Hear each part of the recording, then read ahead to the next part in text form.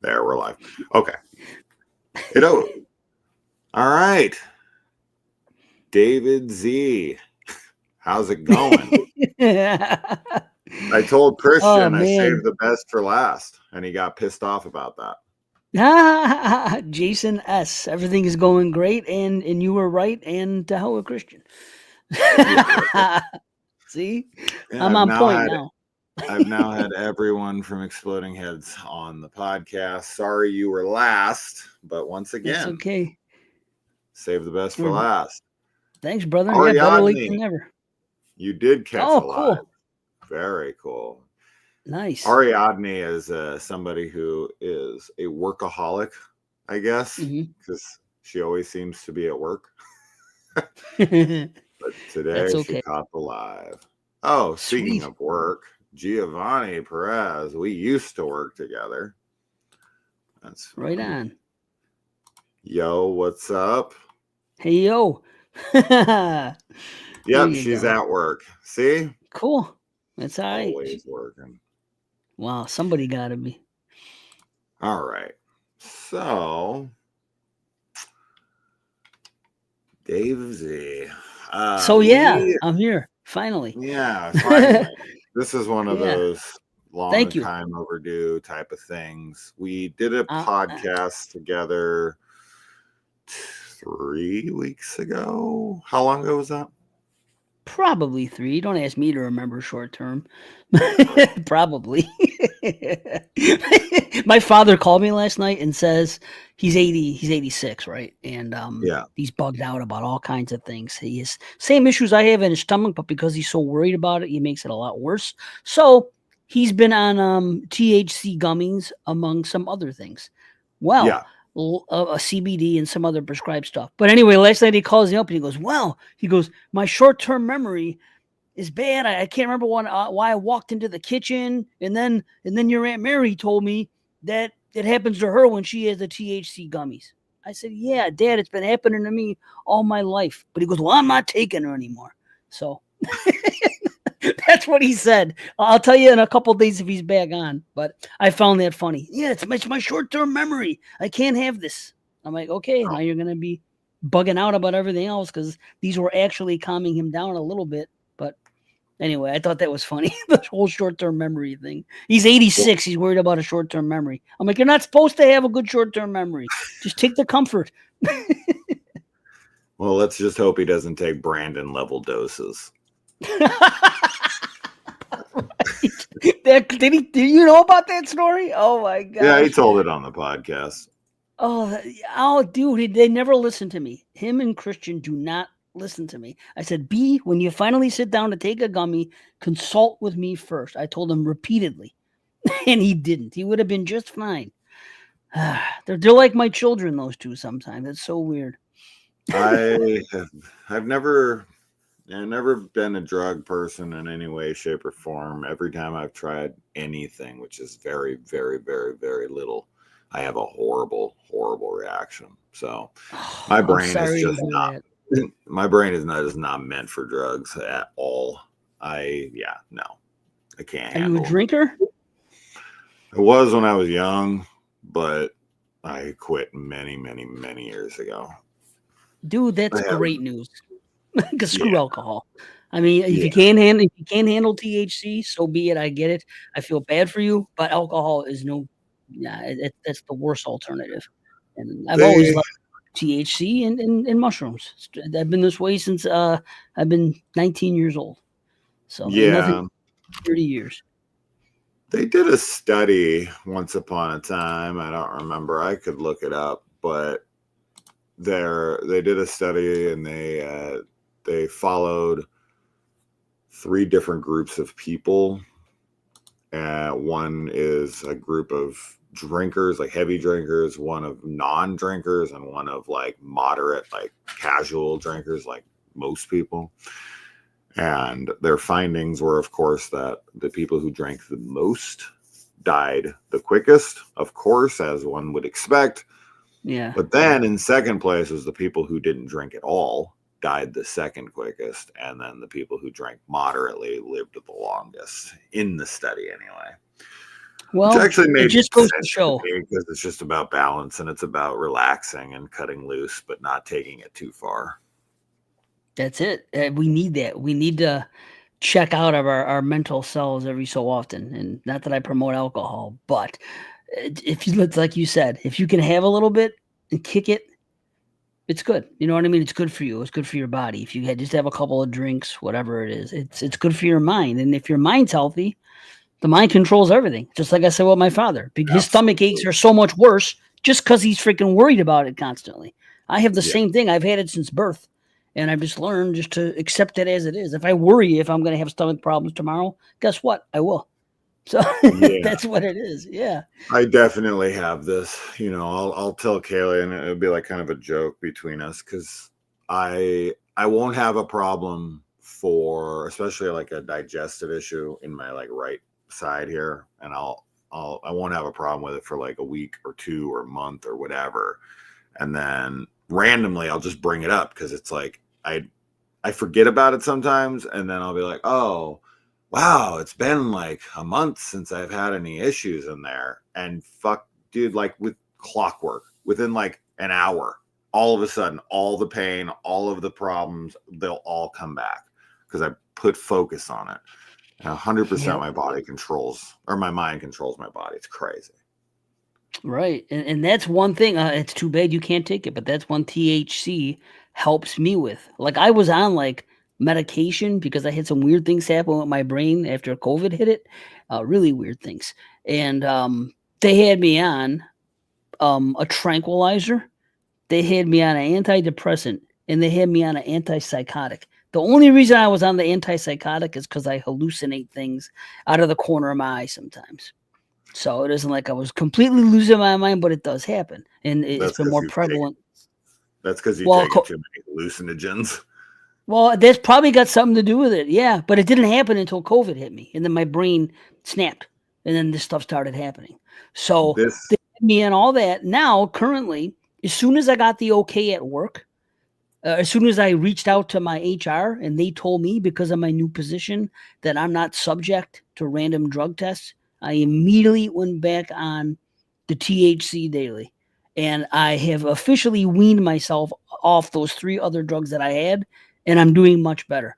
So it just goes to show, you know, this is all my is well. daughter who's worried Oh, about coming out right now. So whoever this is, come on out and find your charger. They always think they're gonna like interrupt whatever I'm doing. oh, and look what Their I'm charger. talking about in front of them. Oh man, I Nah, feel terrible. you're I'm like, yeah, smoke weed. That's what I'm promoting.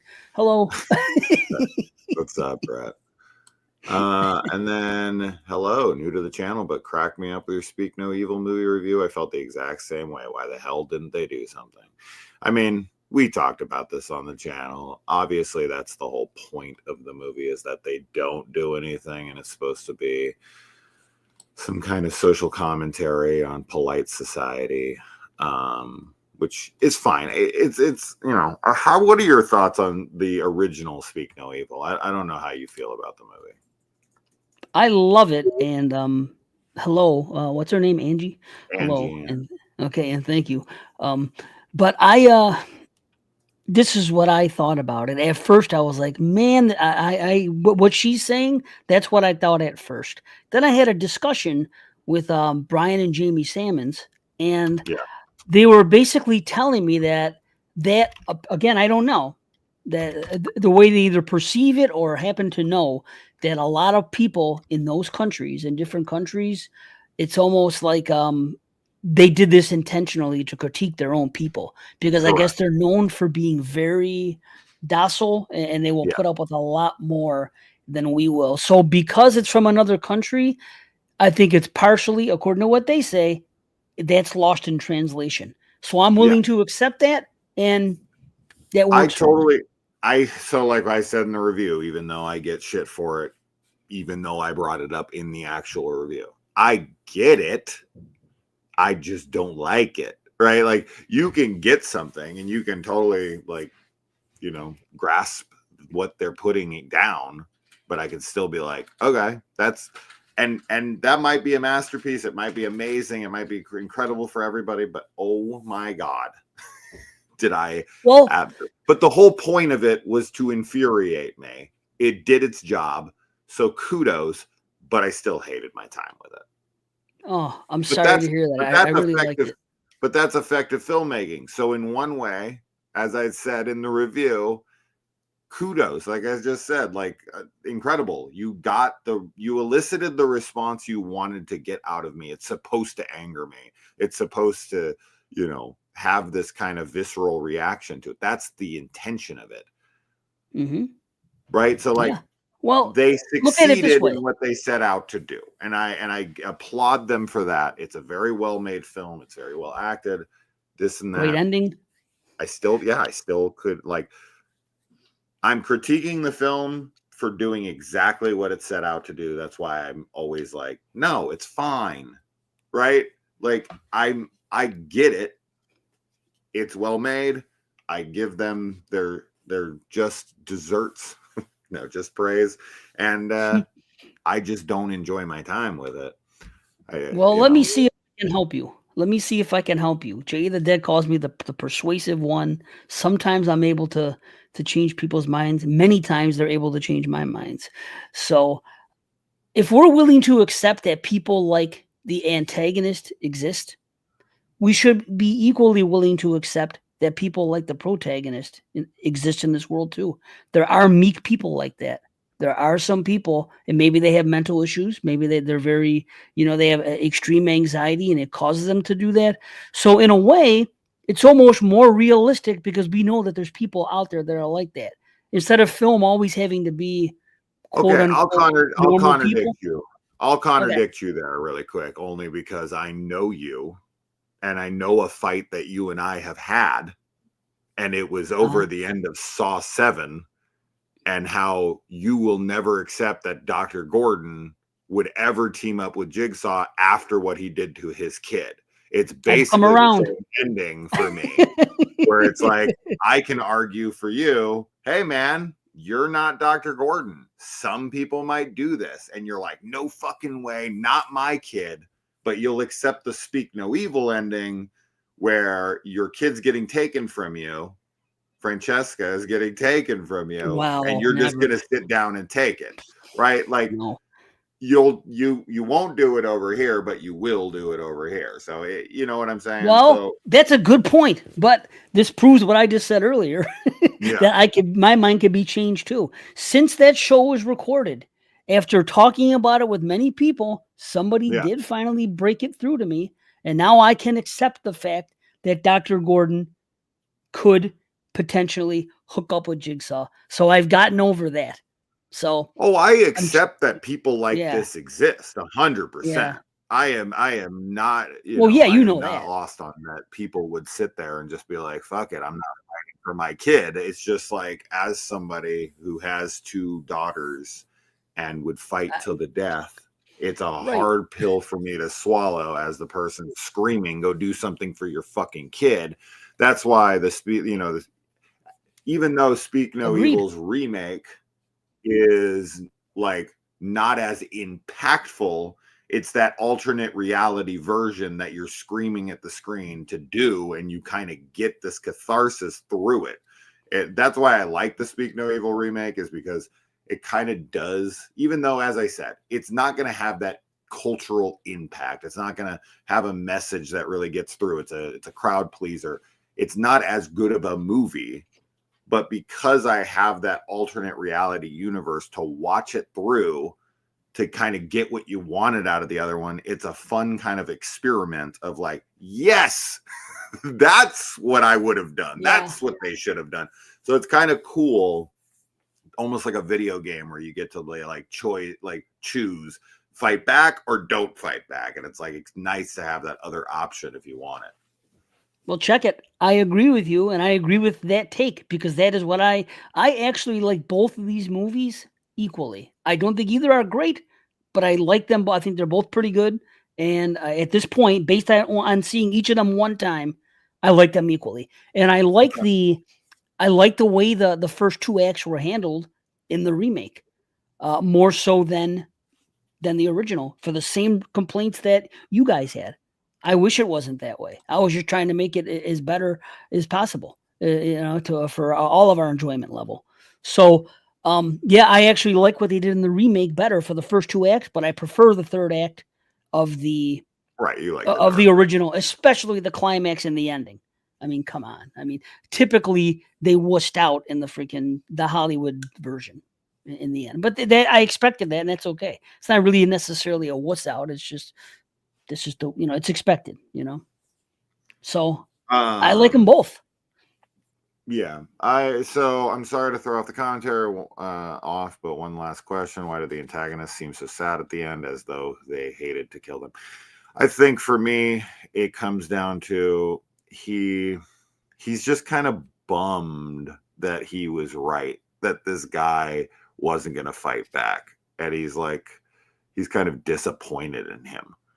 Like, why won't you do anything? It's like it's the whole ending of the challenge. movie. It's that closing line of like, because you let us, or the strangers, like, because you were home, or it has that kind of real hard impact of like, because you didn't do anything, because you're just a fucking doormat.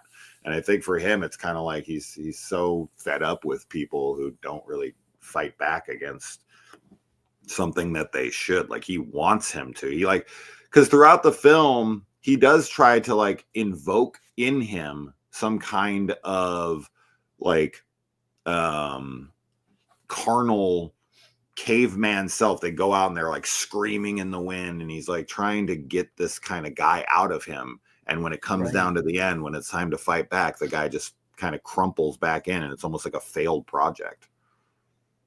Right, man. I agree. I think he saw him as a mark, of course, right away, because how could you not? And by nature, he has to go for him. But I think part of him wants to be challenged, wants something, different. One thing that I feel like is rarely talked about when it comes to this movie, not that this is turning into a Speak No Evil freaking review now, but I think it's not even something I brought up in my review, which is kind of odd because I remember thinking it the whole time.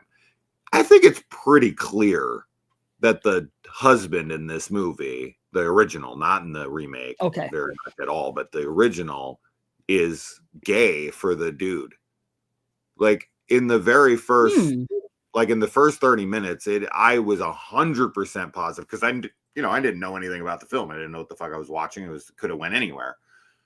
And I thought for sure he was trying to romantically engage, like he was trying to have an affair was going to happen with them, because the guy who doesn't end up doing anything, the dad, it seems very clear to me that he has either like an attraction to him, whether it's physical or just like, I want to be this guy.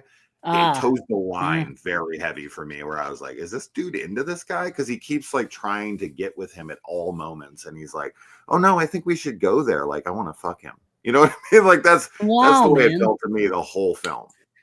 You know what, I've only seen it one time, like I said before, but I didn't pick up on that. But next time I'm gonna watch it, I'm gonna be looking for that, because it sounds plausible. Yeah, it felt like that to me the whole first 30 minutes for sure. Like, as soon as they meet, I'm like, he is gay for this guy, 100%.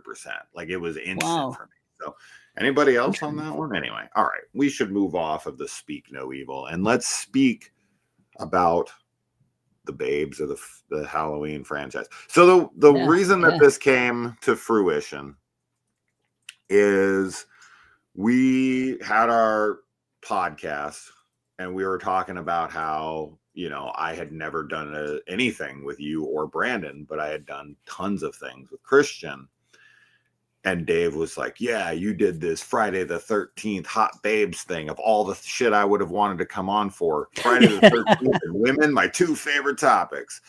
And I was like, well, we already did that, but there is the Halloween franchise. I mean, that's got as many movies, actually one more technically. So fuck it, let's just do that one instead, and I can make it up to you, and that'll be a good excuse to come onto the channel. And here we are. So why don't you tell everyone your relationship with the Halloween franchise as a whole, because we don't talk about Halloween enough in the horror community, right? Well, I'm a Friday the 13th fanboy, and it is my favorite franchise, but Halloween's my number 2. So I mean, Okay. if you're gonna go to another one, that's it. Yeah, man, I got a whole Halloween section here, kind of. I got a lot of I have Halloween the pumpkins. same Sam, by the way. See, look, I got this guy. This is like my Halloween section. So we got the figures, you got this, that. There's more, but yeah, you I got like all the that stuff pumpkin. going on. Yeah, I got lucky Um, with that pumpkin. Somebody made it, contacted me, and it's like numbered. There's only so many he yeah, made, but it's I've held seen up them. all these years. Yeah, Yeah, they're cool. I put the little yeah. fake candle in there and light it, and I bring it out every Halloween with the other It's ones. the one with the slice through the mouth, up to the Yeah, nose, to the yeah. nose. Yeah, the That's why OG. it's the most accurate one I've ever seen. I said, yeah, I got to get that thing. So, You yeah. know, it's funny is years ago, maybe 3 or 4 years ago, I was at my kid. I'm not artistic. I might be autistic, but I'm not artistic. And I tried. It is the most basic fucking pumpkin, like just the mouth and like the Yeah. typical pumpkin, and then you connect the nose to the mouth. Super simple.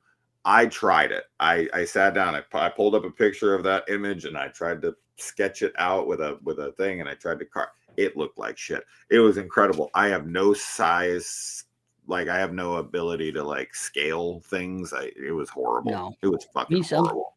I Pathetic. won't even try. I won't even try. You're better than me. At least It's you the gave an most effort. I learned a simple long thing. time ago.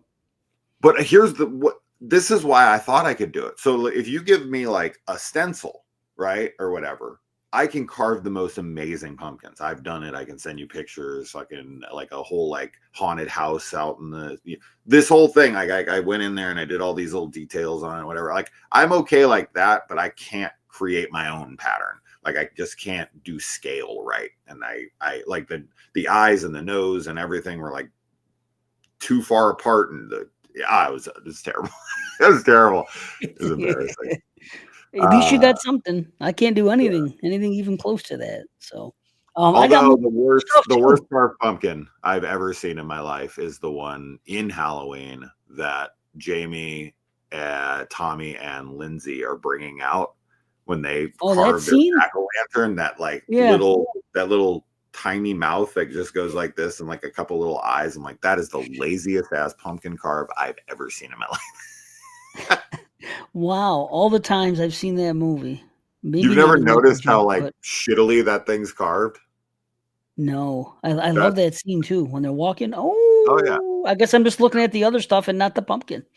I'm Oh weird my that way. god, dude. I It's bad. fixie. Yeah. It's Now I'm just gonna look. literally like it doesn't have any teeth. It's just like a totally smooth, thin little mouth. It's just kind of like she Oh, just went done, pulled that out, and then just a couple eyes, and it was over. it's just It's a funny. smirk. It's Yeah, not a it's smile. It's just a smirking pumpkin. That's cool. occasionally that scene makes me cringe at how bad it is. Yeah, Wow. That's wild.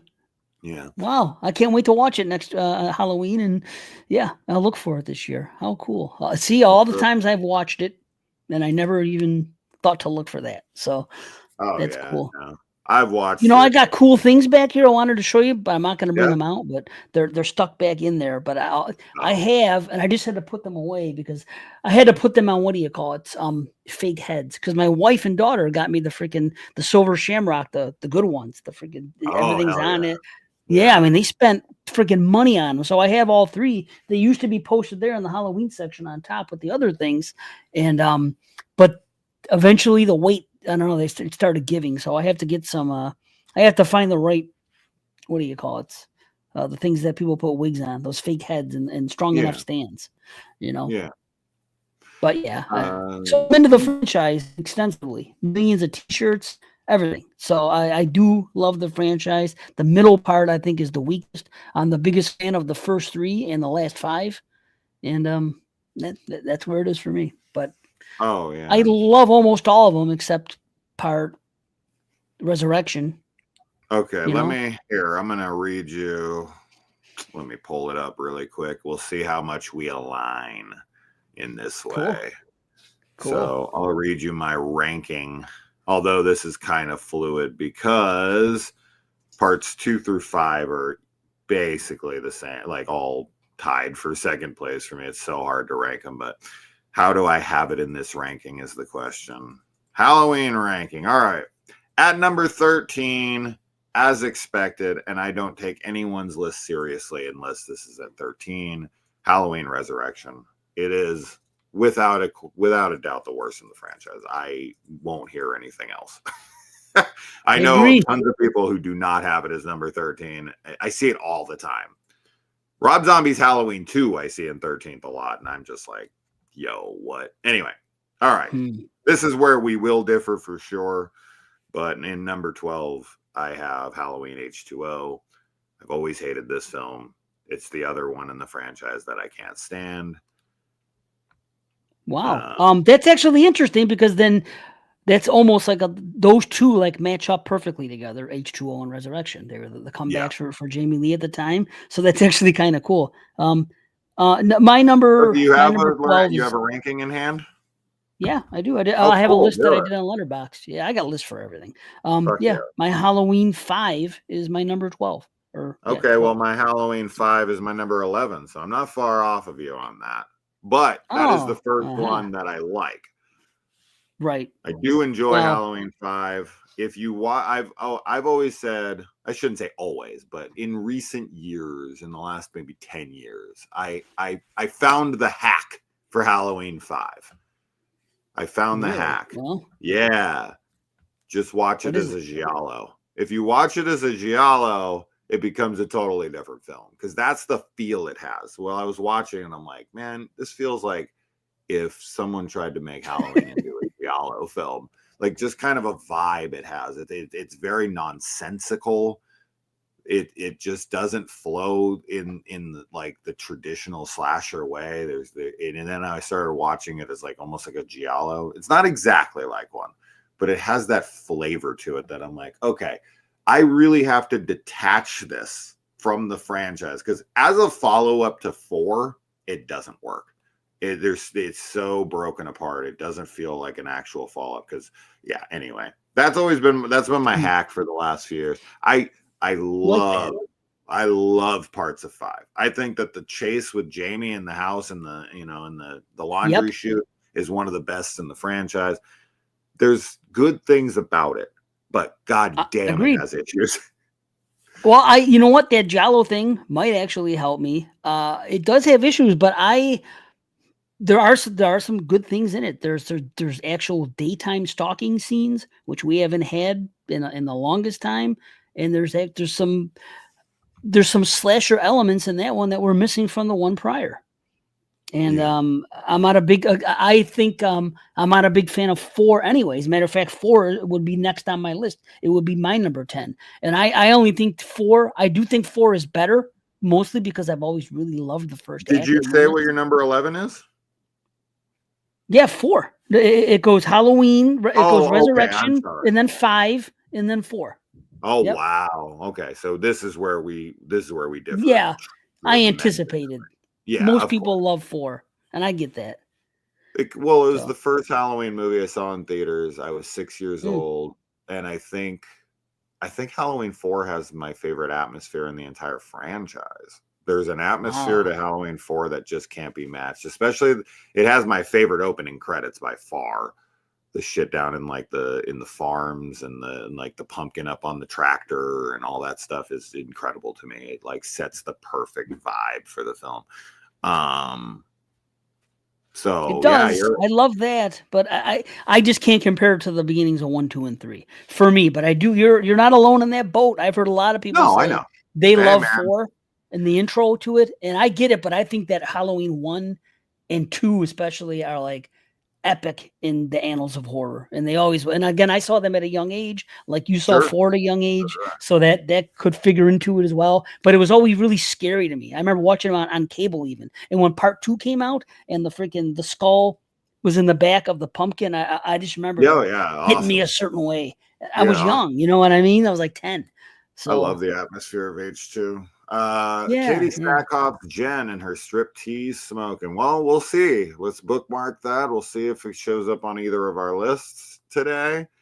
And then same thing here. Comment on Halloween 5. Tina is cute but annoying. Okay, we'll see. We'll see if We'll see if either of them make the list. What about Cookie Woman for sexy? Cookie Woman. Fucking Cookie Cookie Woman. Woman. That was great. When he turns around, he's Oh, like, Cookie Woman. he Fucking was love it. unhinged. The biggest problem with that movie is the house, the Myers house. Oh my The fact God. that they called that the Right. freaking Myers house. But Why? like it Why? adds to it. It adds to like the fever dream feeling that Dominique Othen Gerard, or however you say his name, tried to like. Yeah, he basically just took the franchise and was just like, I don't give a shit. I'm doing my own thing, right? Like I'll kind of line it up with the last one, but for the most part, that this is the house I like the look of. It's creepy, Yeah. it's gothic, whatever. It looks nothing like the Myers house. I don't give a shit. Man. I mean, it pissed me off Yeah, how without about the doubt. black? When I was a kid, I was like, that ain't the Myers house. Right? It's terrible. It's terrible, man. What a terrible decision. But what about the Man in Black? You threw that in that. That's kind of cool. You know what I mean? That's more of a Giallo thing. Yes, You know? and that's kind of what led me down the Giallo road. As far as the house goes, the house is cool. It's just not good for this franchise. That's it's the just problem. not the Myers house. It's If not they the could have Myers just house. said, if they could have just said, they could have added something. They could have said like, this is like the Myers estate or whatever. Like the family has another house or something like that. You know what I mean? Right. Just don't try to make it that house. Just say it's a different house. It's the parents moved into a new house when Michael was in prison or whatever. Make up some backstory for it. Just make it another house. If you want to shoot on a different house, do a line of dialogue that gives us a different fucking house. Like it's so simple.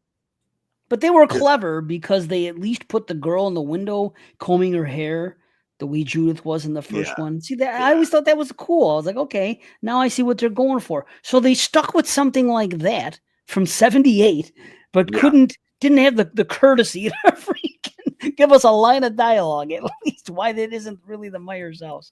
That was the biggest sin. That and the clown music with the cops. The whole cop thing. Oh my God. Stop.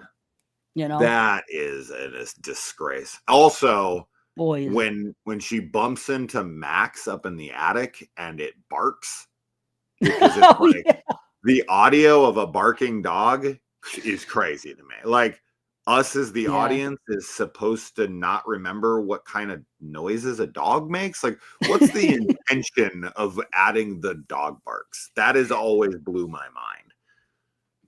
Yeah. I don't understand it at all. So, and the Myers house keeps getting bigger and more expansive. It's like it has an attic now and it has a basement now, and it's so funny. Yep. Like in the original, it's this like really small. I've been to the Myers house many, many times in person. It is a very small house. Like there's no room for anything in there. So anyway.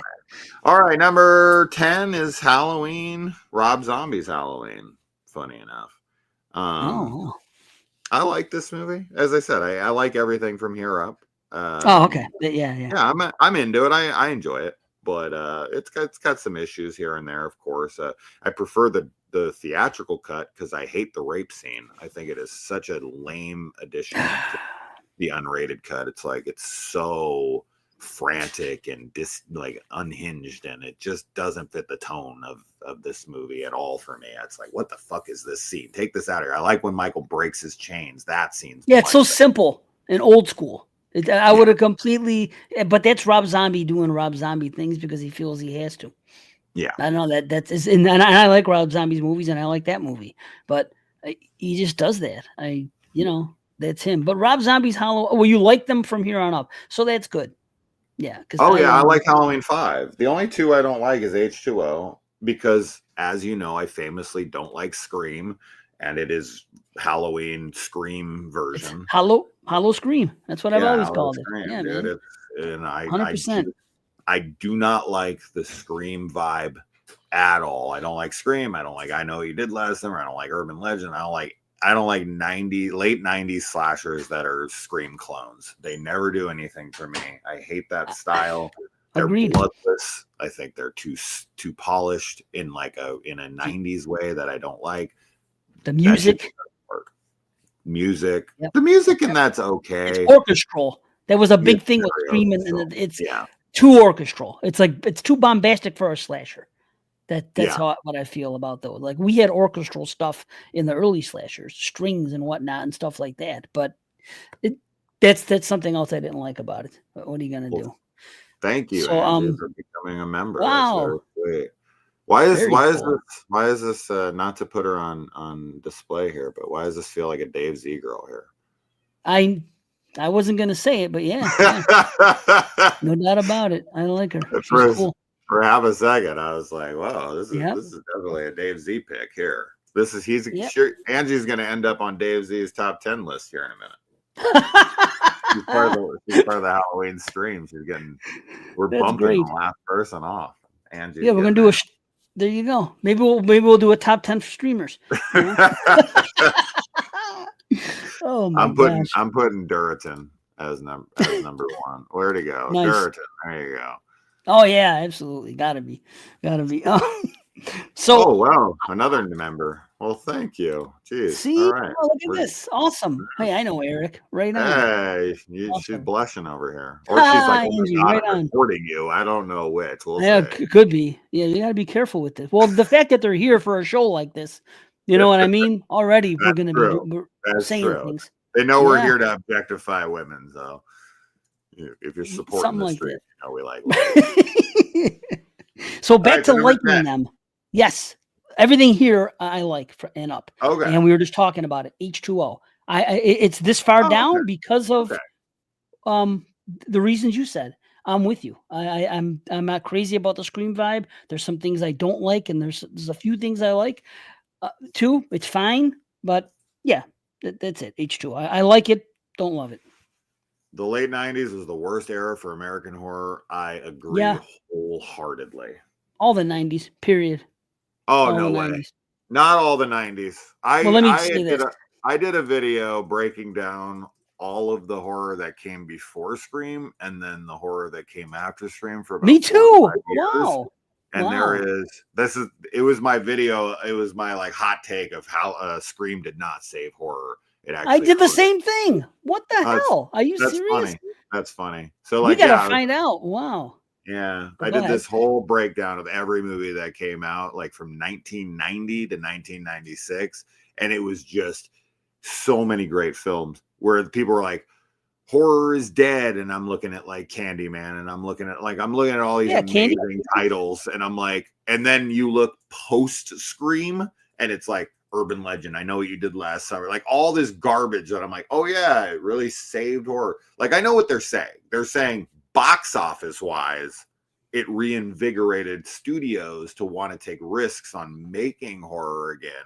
And I'm like, okay, that may be true, but the quality of horror actually diminished when Scream came out. Even slashers, it made slashers okay again for a minute. It got a minute of relevancy back, but it did not save slashers at all. We got bad slashers because of it, and bad movies because of it. That's why I'm with you. Yeah, dude, I'm with you. Although Scream, this is where you and I are on opposite sides of the fence. Scream is a 10 out of 10 for me. I love Scream. I just don't love. I know a lot of people feel that way, and that's fine. I'll never love take 2 or 3. I'll never take away from Scream. Like it's just just something that doesn't work for me. But of course, it's a classic. Of course, it's kind of right. Like everybody loves it. I'm never gonna say not. Right. So. Well, respectful. There's a reason I stopped watching horror in the early 90s. I watched horror almost daily from 1984 to freaking 1990, 91. But let me tell you, that's all I was doing. For me to walk away from it, I was gone by 93. It was poor, 91 and 90. Yes, we do have some greats, but there's zero depth. There's some real good things at the very top of the first early years. So I'll give it that. That's where it's better than after 96. But just as a whole, I just don't see it. Even now, I'm doing the show where I'm watching movies from 1992. Yeah. And I'm barely going to be able to come up with 10 that I rate a 7 or a higher. Everything's rating out of 10 there. And I know this by looking at the list I have and what I've watched so far. It's in 94 might be the worst year of horror. 90s, yeah. 1994. I mean, 90s is the worst decade for horror pretty much ever. So Yeah. I get that for sure. I think the 90s has the least amount of great titles in it, without question. But there's some really heavy hitters, and 90s was 90s was really great in other genres. That's where the 90s were like really Yes. packing like amazing punches. That's when we got kind of the indie boom of the Quentin Tarantinos and whatnot that came out, and the Kevin Smiths, and we got all these like really heavy hitter type films and the Matrix and all this shit. Like the 90s is loaded with classics, but Mm-hmm. horror is Mm-hmm. just, it took a back seat to everything else. So Oh, yeah. number The music 9, was great. Halloween. Number 9, Halloween Kills. There's some great stuff in here, like in Halloween 5. There's some really dumb shit in here. The Evil Dies Tonight, it drives me nuts. Them chasing around, and I know this is supposed to go to the fucking like the headspace of town and kind of like the derangement syndrome that people can have when they're scared and all that, but like the fact that they're chasing around some like short fat guy and thinking it's Michael Myers is the dumbest shit of all time. Like, how would they not know? Well, people are Michael dumb. Myers looks like? But you know why? They're in Haddonfield, dude. Don't you think that if you had the most prolific serial killer of all time, that you would know what he looks like inside Haddonfield? Don't you think everybody in town would know what like I know what Charles Manson looks like. I know what Ted Well, I Bundy looks get like. you. I know what but I know what these guys look like because they're the most prolific score. These guys live in Haddonfield and they don't know what Michael Myers looks like. That's fucking impossible. There's no way.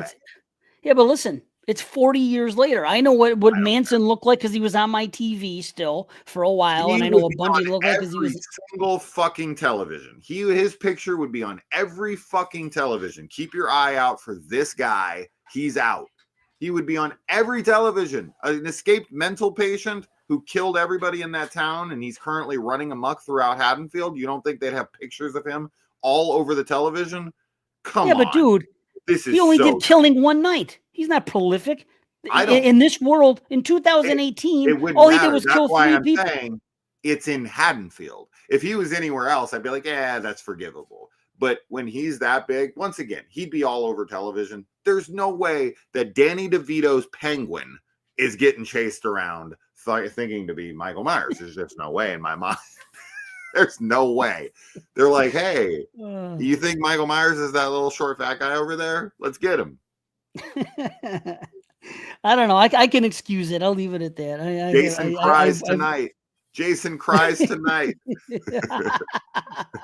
I've rationalized it enough for myself. I do like the movie, but I get what you're saying, man.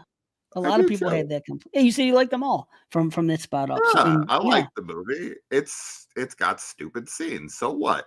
It's a Halloween movie, bro. I'm conditioned. Dude, it's a slasher. It's what a slasher should freaking be. The kind of stuff we didn't see for a while. That and Terrifier 3, man. Boom, slashers. Stop your complaining.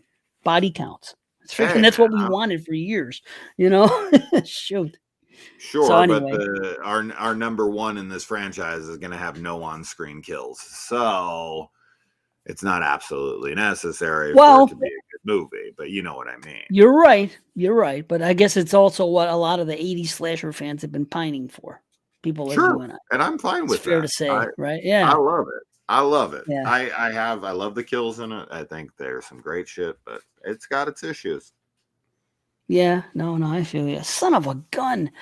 I just remember that I forgot about a girl in Halloween Kills. This was okay. I will say this. This was one of the harder lists for me to make because as much as I don't like putting movies up against each other, I sure as hell don't like putting women up against each other because of some kind of like arbitrary like numbering system or something, which does not exist in my head. It's like, oh, I like this girl. So the way I did it, let me pull up my list. We can kind of rifle through our Halloween list here in a second. But so from like 10 to 7 are mostly just based on like looks and being cute and whatever. And there's some personality to them I like, but I'm a personality guy first and foremost.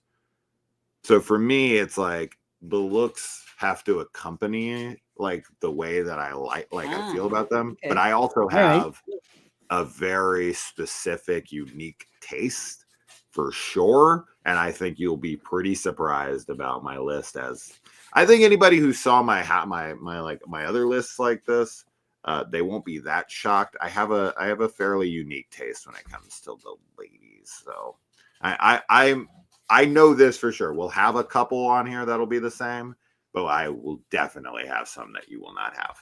Oh, me too. No question of that. No question. Yeah, and that'll be fun. But yeah, I just realized I forgot about. I was thinking about Evil Dice tonight, and I was thinking about the town and some of those scenes, and then I was like, oh, I forgot because she wasn't in there a whole lot, but I forgot to put her on, so I'm kind of bummed out.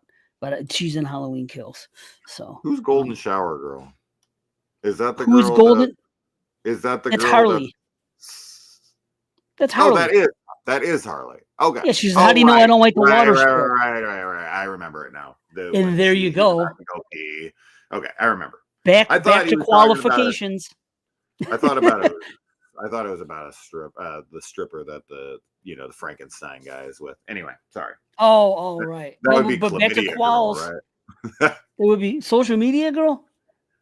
Or herpes girl. Sorry, that's what he says. Who's herpes girl? Wait a minute. You got to go back because I didn't get what you said about her herpes. I was thinking of the stripper from H2 that the owner of Rabbit and Red is with, and then I called her herpes girl because when Jeff Daniel Phillips' character goes out and leaves, he's like, "Have fun with the herpes" or whatever he says to him. Yes, he does. Right. No, I got you. Sorry. No, he's talking. Water Harley. Sports. Harley and David. You see, and see there you go. Yeah, I remember the scene. Talk about a girl like perfectly that? now. I've never. When he brought it up like that, I was expecting it to be like some 2-second character. This is because of how he put it. I was like, oh, this must be some like minor character, not Harley David, who's like a major character in Rob Zombie 2. I was expecting it to be some like, when they go to that dance and there's like the girls up on stage with their boobs hanging out and whatever. Right. I was thinking someone like that, like someone I'm not even thinking about, but I have maybe she had a golden shower. She had a golden shower Halloween costume, like or something. Karate I didn't Kid, know what he was except it's yellow. Yeah, I remember the dialogue now when he goes to take a pee. Anyway. Oh, of course. Yeah. All right. What we're gonna do here, so to kind of speed the stream up, because we've already been on for almost an hour. I'm just gonna go 8-1 because we'll sit here and we'll review every film if we don't. You're right. All right. 8 is Halloween 2018. 7 is Halloween 6. Yes, a nostalgia film for me. I saw it when I was 13 in theaters, and I love it. It's got its issues, I have no doubt. And you got 2 cuts of this movie though, so it kind of gets a leg up there because you got 2 different versions that you can go for. Number 6 is Halloween 2. Always loved it. It's phenomenal. I am a huge fan of it. Everything from here is just fantastic. I love all of these films. Number 5, this is where it gets shaky. This is where it's like 2 to 5. I basically put in like a random order because I genuinely can't seem to organize these. Nostalgia played a big factor in some of these. So for right now, Halloween Ends will be at 5. It's working its way up. It probably will end somewhere in my 2 or 3 eventually. I love it. I adore it. It's amazing. Number 4 is Halloween 4. Halloween 3 is number 3. So 3 and 4 are 3 and 4. Funny enough. And funny enough, Halloween 2, Rob Zombie's Halloween 2 is number 2. And then Halloween 1, of course, is number 1. So 1, 2, 3, and 4 are technically Halloween 1, 2, 3, and 4, except for 2 is Rob Zombie's Halloween 2, not the original Halloween. Yeah. That's kind of funny. I didn't even realize I did that, but yeah. Wow. No, that's cool. And our lists are more alike than you would have thought, except for the big disparaging thing is Halloween 4. But everything else is pretty close. Like, let's hear it. So what is it now? 13? We're 13, on number 8. Okay, so I'm going to 8. No, wait a minute. No, it's 9. Because I didn't mention this movie yet. So this is 9-1. No, you're fine. Go ahead. Sorry, my kid's asking me if she can use the microwave while I'm on the stream. Oh, right on. Yeah, use Go it. for it. So this is 9. This is 9-1 because I know I didn't mention this movie yet. So Oh, okay. 9 is Halloween 6, which I Okay. Yeah. do like. I don't care No, for about real. I do care about it, but there's some things I like about it. There's good slashing stuff, good stalking stuff. Good There's good stuff in stalking this movie. stuff. Yes. In the producer's cut, there's Yeah, some in the really producers. good. Yeah, when she's at the college and she's Mhm. feeling the presence around her, that is probably the closest in tone to the original Halloween. That scene. Thank you, sir. Yeah, that's what I say. Yeah, There's amazing. good things here. Yeah. Yeah. So the producer's cut's my choice too, 100%. So then number Producer's 8. cut for the first 2 acts and theatrical for the third act. That's basically for me. Anyway, I might be able to agree with that. It's yeah. I could buy that. The ending of the Number 8. producer's cut is not good. The ending with No, like it's putting the stupid. runes around Michael and all that. Tommy beating up Michael with the with the syringes and the pipe, much better. Anyway, Agreed. yeah.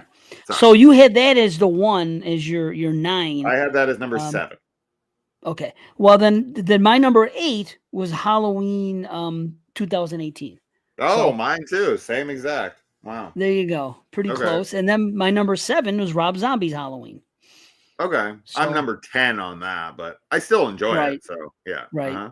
Oh, well, and now I'll say what you said. From this one up, I love these. The top 6, I Yeah. love them all. Yeah, 6. That's funny. Yeah, that's where Yep. I love. I like have really no problems with any of them. Same thing. And we're this is interesting how alike we are. Except Okay. here, 6 for me is Halloween H2, Rob Zombie's Halloween 2. So Oh, okay, absolutely cool. love it. Yeah. Yeah. Then Halloween Kills is number 5. Okay. Um, um, Halloween Ends is number That takes 4. place for the Halloween 4, right? Is your Halloween Kills. Yeah. Yep, Yeah. that's it. So Halloween Okay. Ends is actually my number 4. So I Nice. do love it. I know it gets hated on. Now, the next 2, depending on the day of the week, I could Yes. say one or the other. And they're Halloween 3 and Halloween 2, the original 2. Yeah. So, and Yeah, then that's right. And Halloween then 78 is my number yeah. 1. So Okay. we lined up pretty well for the most part. Closer Couple than I things, would but expect. yeah. Closer Well, than I not would everyone loves the ends. That's a big thing there. And we don't hate the Rob Zombies. And a lot of Halloween fans do, I think. So we're no you and I are never going to line up with like the common sentiment online. That's yeah. I don't follow anyone's opinions. I honestly couldn't care less what anybody thinks about pretty much anything. I just genuinely like I watch a movie, I give my opinion on it, and I move on. I don't really care how it's seen, but all right. I think that all right, a couple little quick news bits here. Are you an Alien fan? Yeah, I mean, yeah, I don't love I love the first one, but I do like most of the franchise. Yeah, I'm an Alien fan. Yeah, Alien Earth got a release date today of August 12th. So we will be getting the Alien television series on August 12th. This is something I'm really looking forward to, which means that we should be getting a trailer tomorrow, I would assume. Usually when you get a release date and a poster, you get a trailer the next day. I know you're not a trailer guy. I'm not either, but I am curious to watch the trailer for this TV show, just to kind of try to get a vibe of the tone that they're going for. But yeah, I'm pretty excited for that. I'm trying to see if I had a couple things that I feel like were just announced or things that have happened. Going on Bloody Disgusting right now to see if there's any news to discuss live. There anything that you know of that just got announced or that you're looking forward to? No, I never really look at the news anymore. Because I don't go on social media. So unless I happen to see something on Facebook, or pardon me, on YouTube, I don't know what's going on. So YouTube is like my only link to the outside world. So if it hasn't been posted there, I don't know. Right. Yeah, you I mean, stay super cleared from that kind of stuff, huh? yeah, man, I've gotten completely extreme with it. Actually, Yeah. I don't see anything. I don't even. Yeah, yeah, I'm blacked out every way. Even my phone is blacked out now. The cover. It was always a picture on it for years. That's how insane I got. All my computers at work, I found a way to make the screens instead of some colorful thing or this or that, all black. I was completely disconnected. I don't want anything on my screens. I'm nuts, man. So yeah. So I don't know what's going on. But Oh, Alien, interesting choice for a show. I didn't know when you said that title. Did you say Earth? yeah, Alien Alien Earth? Earth. They're Okay, I coming thought to it was the Earth. next movie. See, I thought it was gonna be the next movie, the follow up to the last one. Romulus. Yeah. Yeah, which Nope. I like. Did you like Yeah. Romulus? Oh yeah, I enjoyed it. Yeah, Yeah. yeah. We're actually going to see Bring Her Back on Thursday. Bring Her Back. I should Yeah, know this, but I can't it's the remember new anything. film. It's the follow up to the guys who did Talk to Me. Oh, really? Yeah, it's The, their follow up movie. oh, oh, I I've love actually Talk been to Me. able to avoid 100% of promotions, trailers, anything. I have literally no idea what it's about, so I'm excited. I didn't love Talk to Me, but Oh, I did. okay. I did enjoy it. And then Final Destination, which I would have seen on Thursday, but I have to go to the screening, of course. I'll be seeing on Friday, and from what I'm seeing, it's getting rave reviews, friggin' best in the franchise and whatnot from friends of mine who have seen it. So that's I'm a excited. franchise I adore. Oh yeah, me too. Except part 4, which I think is an abomination, but the rest is great. Yeah. The franchise just has the most it's probably the franchise that does not get enough attention for its kills, and it has like some of the best ever in horror. So I don't know why it doesn't get more attention for its kills, because holy shit, some of those kills are insane. I hear you. You know why? Because it's overshadowed by all the amazing freaking opening scenes. When people talk about freaking that, that's what everybody wants to talk about. You know. Yeah. But I My agree favorite with you. my favorite kill in the franchise, easily, it's the one that has the most visceral reaction for me every single time I see it, and I cringe and I tighten because I know it's coming, is the gymnastic snapping of the body. I knew you were gonna say that. Me too. It's crazy. It's Yes. just like, no, Ugh. don't do it. Yep. Oh, dude. Wow. I Yeah. can't believe you said that one. I thought I was the only one. That's wild, No, man. I don't think you're the only one. It's That's crazy. Yeah. most people talk about the earlier films when they, I would think when they're talking about the kills. But you're right. It's loaded with them, man. It's awesome. Yeah. Well, there you go. Gymnastics. Yeah. Yeah. Yeah. It's just the gnarliest, dude. It's just Oof. the gnarliest for me. But the whole franchise has so many great ones. I do also love it's funny looking, but when the kid gets crushed by the plate glass thing falling on him and his body just crumples under the weight of it, that makes me laugh every time. Yeah. But I do not laugh at all at that's the one death that I don't have any kind of humor towards at all, is the gymnast death.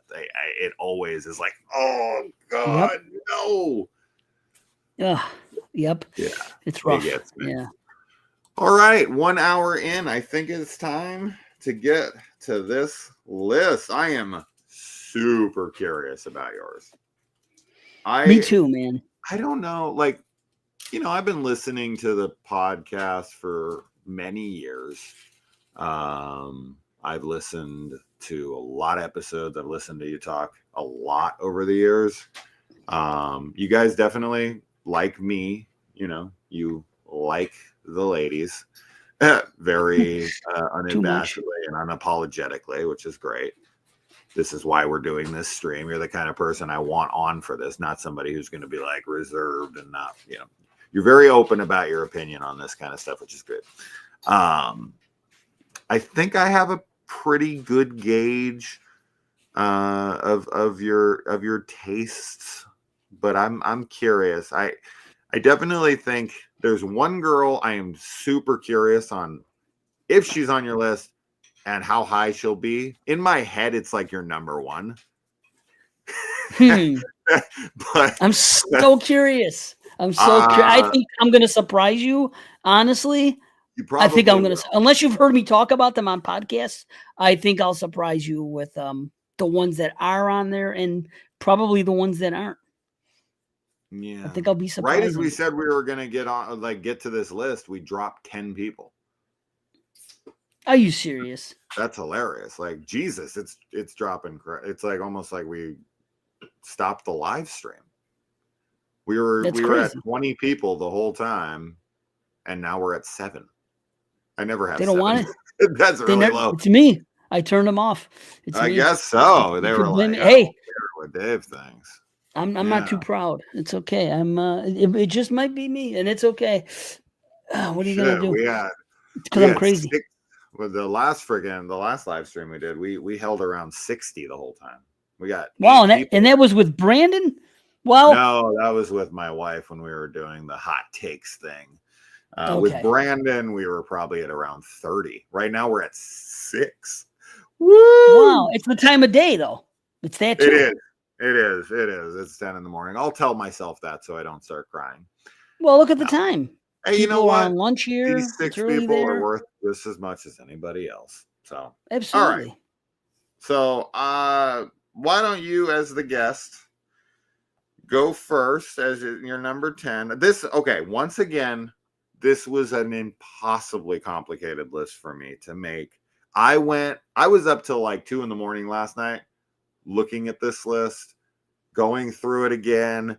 I added a girl last minute, like literally got up in the night and added her because I was like, wait, hold on. No, because I started watching a movie last night that had her in it. And I was like, oh, wow, she really is good looking. Okay, I'll put her in here, even though I'm not a huge fan of her personality in the movies.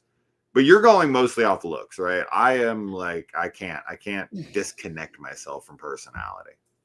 Oh, I'm going looks and personality, but the thing is, this is the weird thing about personality. A person could be a woman could be a complete bitch, c-word, everything. Yeah. Doesn't matter. If I find her attractive to begin with, Oh, I am know. actually going to find her more attractive when most people are going to steer away saying, I don't want that type of personality. Being the sick person I am, there's I know. fantasies that I have. And one of them is I heard your stream. when they are bad and evil and everything else, there is something about it that is a turn on for me. So that won't steer me away. If anything, it's going to steer me towards it. So but it does matter to a degree, but I can't help it. So, but I love good girls too, but it's just, I don't know. I got good girls on my list and I got bad girls, but so if you are in the stream currently and you made a list, now would be the time to give us your list so that we can, I'll read them out here and we'll compare. So yeah, go ahead and throw them in here. If anyone did this, it's totally fine. Oh, also before we start, you were supposed to do a Friday list because you missed that list. Do you have your Friday list you can rifle through really quick? Yeah, I have a Friday list I can rifle through. Okay, yeah, because Dave was mad that he missed the Friday stream, so I want to make it up to him, and I want to hear his 10. I don't know. I know what my number 1 was because my number 1 has always remained the same in Friday, and it probably will never change. Right. But I couldn't tell you. I don't remember what the rest of my list is. I'd have to look up that stream and find each one. But Samantha from Friday 4 is number 1. Anyway, she's unbeatable. Right on. She's unbeatable to me. She's the best. A lot of people love Sam. I listened to a show the other day, and people are all on Sam. That's cool. Okay, so I have a feeling that my list is going to be very different from yours. Again, I think I have some surprises. I don't remember it, but we'll see. I'll remember if they were on the list, I think. But we'll see. I am super curious on this. I'm actually glad we're doing this first because this will give me a taste of your tastes. And I'll be like, okay, I can maybe reorient myself. Like, oh, never mind. I'm changing my Halloween list. Well, I have Do you favorites have a and guess on what preferences. my number one is on Halloween? Do I have a guess on what you're? Well, There's no way you get it. There's no way you'll get it. None. Zero chance. okay, then I won't even. Well, I See, I shouldn't was say gonna go with somebody that's kind of typical. So no, I 1%. was gonna go with someone that I think a lot of people would have because that's Okay. the best I can come up with. So, Okay. We'll but I see what won't. that is at the end. Right. All right. It's not going to be. So, yeah, it does factor in personality. So here's what's weird though. Um, Let me just rifle through them. You're not Okay. gonna have these. I bet you only have 3 that I have, if 3? that. Okay. Yep. Okay. If Let's that. see. Yeah. Okay. Okay. Number 10, you might have her. This is Lori, Monica Keena from Freddy vs. Jason. She's my number 10. The black Okay. girl? No, Kelly Rowland. Unfortunately, Lori. she did not make the cut. No, the blonde girl, Monica Keena, the lead, Freddy vs. The Jason. lead girl. Oh, okay. Yes. I've seen. The I lead don't. girl. Freddy versus Jason is one I rarely watch, so I don't know anyone's name. Fair enough. I'm not a huge fan of it either, but it is the franchise. I've probably Actually, seen it like I 5 said, times in my life. well, I'm gonna, yeah, my list's gonna be very different. Okay, number 9 is gonna be Terry, Kirsten Baker from Part 2, the girl with the Mickey Mouse shirt, the Oh half yeah, shirt. And, I know her. She's yeah, on my list. I knew she might be. Yeah, okay, Yeah. she's on a lot of lists. Yeah. Number 8 is Adrian, played by Christy Angus, and that is the girl from Jason X that is doing the blonde girl. That's the that one took her that's mask like off. we like smoking drugs and premarital sex, or okay, No, sorry. no. She works there. She's doing the what do you call it? She's the girl that gets the face smash. The Oh famous yeah, face. yeah. That girl. Uh-huh. Very, She very looks pretty like blonde girl. she looks like Leslie Bibb, or she actually looks almost like the chick from doesn't matter. Go on. Yeah. Well, I Very like cute. Leslie Bibb, so and here's the weird thing. Typically, I'm not known these days to be usually I say I like brunettes and that I like different ethnicities, and not a whole lot of Caucasian blonde girls. But Same. you'll notice that I have a fair amount of Caucasian blonde girls on my list, just because of this. This is what I think. I think if you put a Caucasian blonde girl on TV in movies like this, they're gonna be like model attractive. That's what they're gonna be. So it doesn't mean that it just happens to be that they find some very attractive blonde girls and put them in TV and everything. But so anyway, that's her, Adrian. I'm looking at my list. I think I have 2 blonde girls on my entire Halloween list. I have so many. It's ridiculous. Okay. It's just unlike me, but that's just the way it is. Okay, so that was number 8. Number 7 is also from Jason X, and it's Rowan, Lexa Doig. I know. The Yeah, lead. I know. Yeah, she's good looking. I think she might have made my list. Oh, nice. I think she might have made it in as number 10 or something. Well, she's got dark hair. I believe she's half good looking. Filipino. Yeah. So I mean that's more towards what I go for. Number 6 is Vera, played by Catherine Parks from Part 3. Vera, that's the this pot smoking one. No. No, I'm sorry. Vera is the one that gets shot in the eye by the dart, and he turns the girl down. He turns Shelly down. Shelly, yeah. Yes, that one. Right. Yes. Vera. Yes. Yeah, her. Beautiful. Terrible Number 5. Always happens. That's okay. With this franchise, I know all the names. But 5 is Nikki, played by Darcy DeMoss in Jason Lives, Part 6. She's the girl that's screwing in the friggin' oh yeah. Only 10 more minutes. Yes, her. Only 10 more minutes. Yes. The best. I think she probably made my list. She's adorable. I wouldn't doubt it. Yeah. Right on. So number 4, another one from Jason X. To me, that's completely surprising, but it's just the way it ended up for me. And this girl, her name is Janessa, played by Melissa Aid. And that's the girl that's is having sex with the guy while they're supposed to be in class or whatever. She was doing some stuff with her professor. Yeah, but she's the girl that always wears the half shirts and has the smart mouth. She's wisecracking. See, half of the attraction to her is her attitude and her Right. personality. See, that's how personality weighed in. She has Right. that edge to her. She's Right. I sexy. She remember. has I that. remember.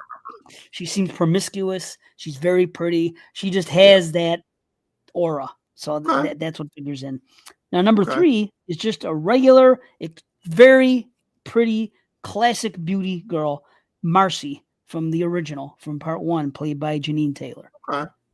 See, Yeah, Mark. just Yeah, Mark is cute. Yeah, for sure. Okay. oh yeah, I've always loved her. Number 2 An is absolute Bree from the remake.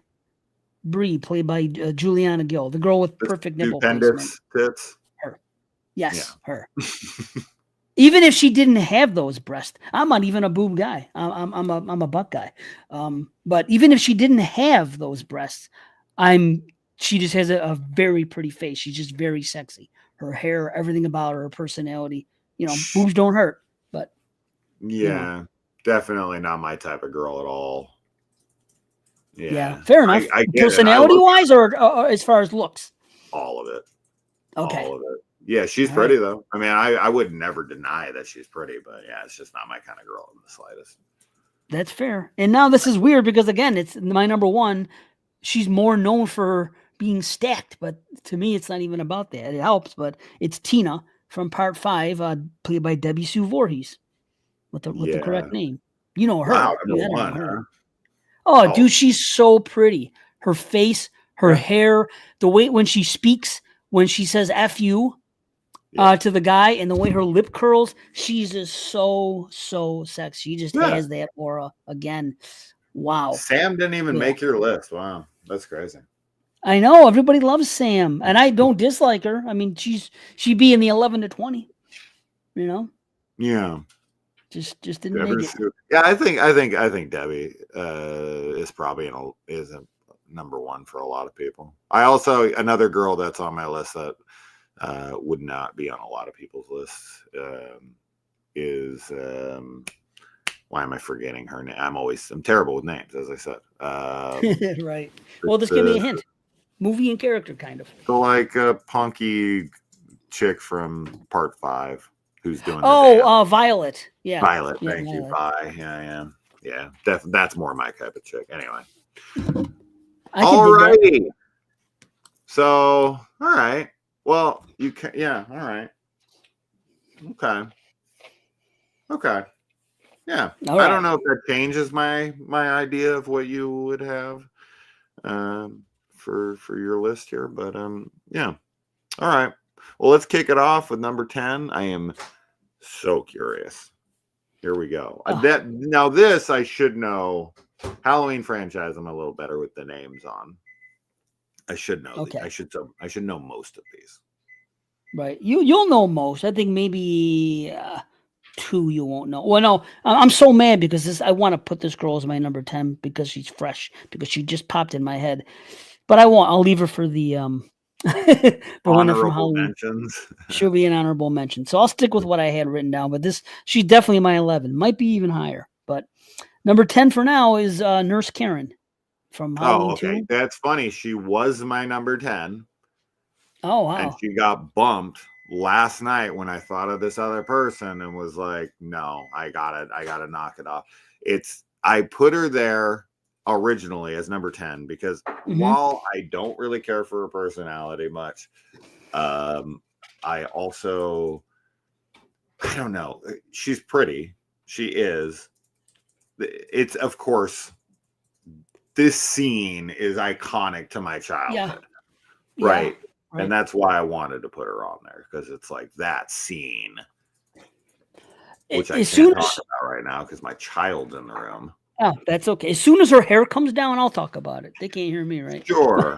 They can hear you. I don't have that. Oh, and forget it. No. I'll just say as soon as her hair comes down, she's automatically prettier to me. And then she ends up having this perfectly sculpted female body for the hot tub scene. Yes. If you could sculpt it. You know what I mean? She just, she has an incredible body. Definitely the best breasts in the entire franchise. I mean, perfection. Maybe so. For sure. If we were to do a top 10 boobs, although I don't think there's enough. I don't even think there's 10 sets of boobs in the franchise. You're probably right. Maybe with Rob Zombie's. Well, with Rob Zombie's Yeah. movies, there Yeah, might be it might have helped. because he has Right. like the naked girl standing on stage and what I know, Red Rabbit in Red and stuff like that. Yes. But of like actual characters in the franchise, there's not one. Oh, I messed up my list. Oh, I did messed you? up my list. Uh-oh. Dude, I Is this just because of realized Judith Myers? it's not because of Judith Myers, because I was just gonna say, does Sherry get topless? But I don't think she ever does. But you know what? In the I messed up. zoo, She'd be in my list. Sherry Moon Zombie would be in my list, and I'm mad I left her off, and it just popped. I had to say it. She shows she her would be boobs in House of a Thousand Corpses. That's the Yes, only she does, playing with the skeleton. Right. Yes, Yeah. correct. Yep. Yeah, but no, I don't think she Man. does on stage at the Rabbit and Red Lounge. She just dances around. But yeah, you only see her boobs in the skeleton scene in Rob Zombie's. Yeah. So, Yeah. Yeah, no, not for me. I think she's an attractive woman for sure, but she would not make my top 10. Do you want to omit it? Do you want to add her as number 10 and bump Karen off? No, if I was going to bump Karen, I would have bumped her for the other number 11. See, they're pop. It's okay. It's just I know this is why these lists are impossible. Right. They are hard. We got to stick with it. Yeah. That's it. Yep. It's ironclad now, and we can never change our opinion. I got 2 honorable mentions. We've heard about the one now, and there's another one. So there you go. That's okay. 2 honorable mentions? Oh, man. I probably have 30. I probably have more, right? But 2 official right now. I'm gonna have some heavy hitters missing from my list that people are gonna be like, "Holy shit, you have this girl, but not this girl." That my taste in women is gonna come into question very heavily at the end of this, as it always does, because there is like one person in particular who I know is like the big beloved girl in this franchise is not on my list, so we'll say anyway.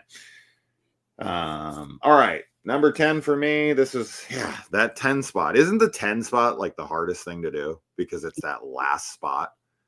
And you got to kick somebody off of it that you don't want to half the time. You know, you have like 5 people vying for one spot, and only one person gets to make that 10, and then all the rest just don't get mentioned.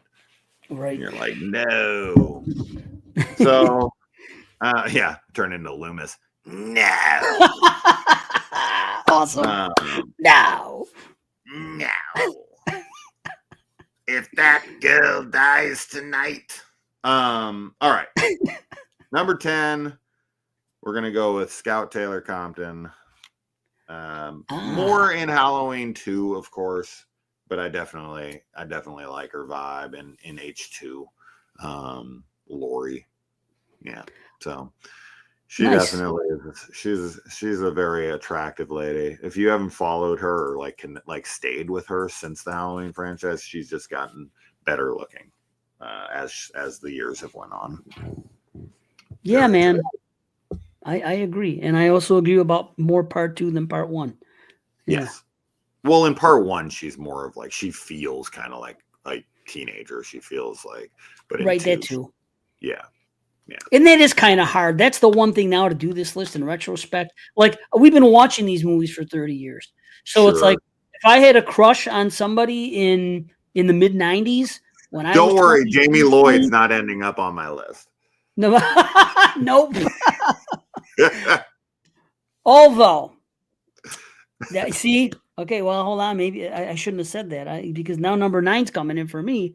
And it is a girl that was in 2 movies. 2 movies in the franchise. Halloween 4 and 5, Danielle Harris. No, I'm just kidding. Rob Zombie's Halloween 1 and Halloween 2. Yeah. Danielle Harris.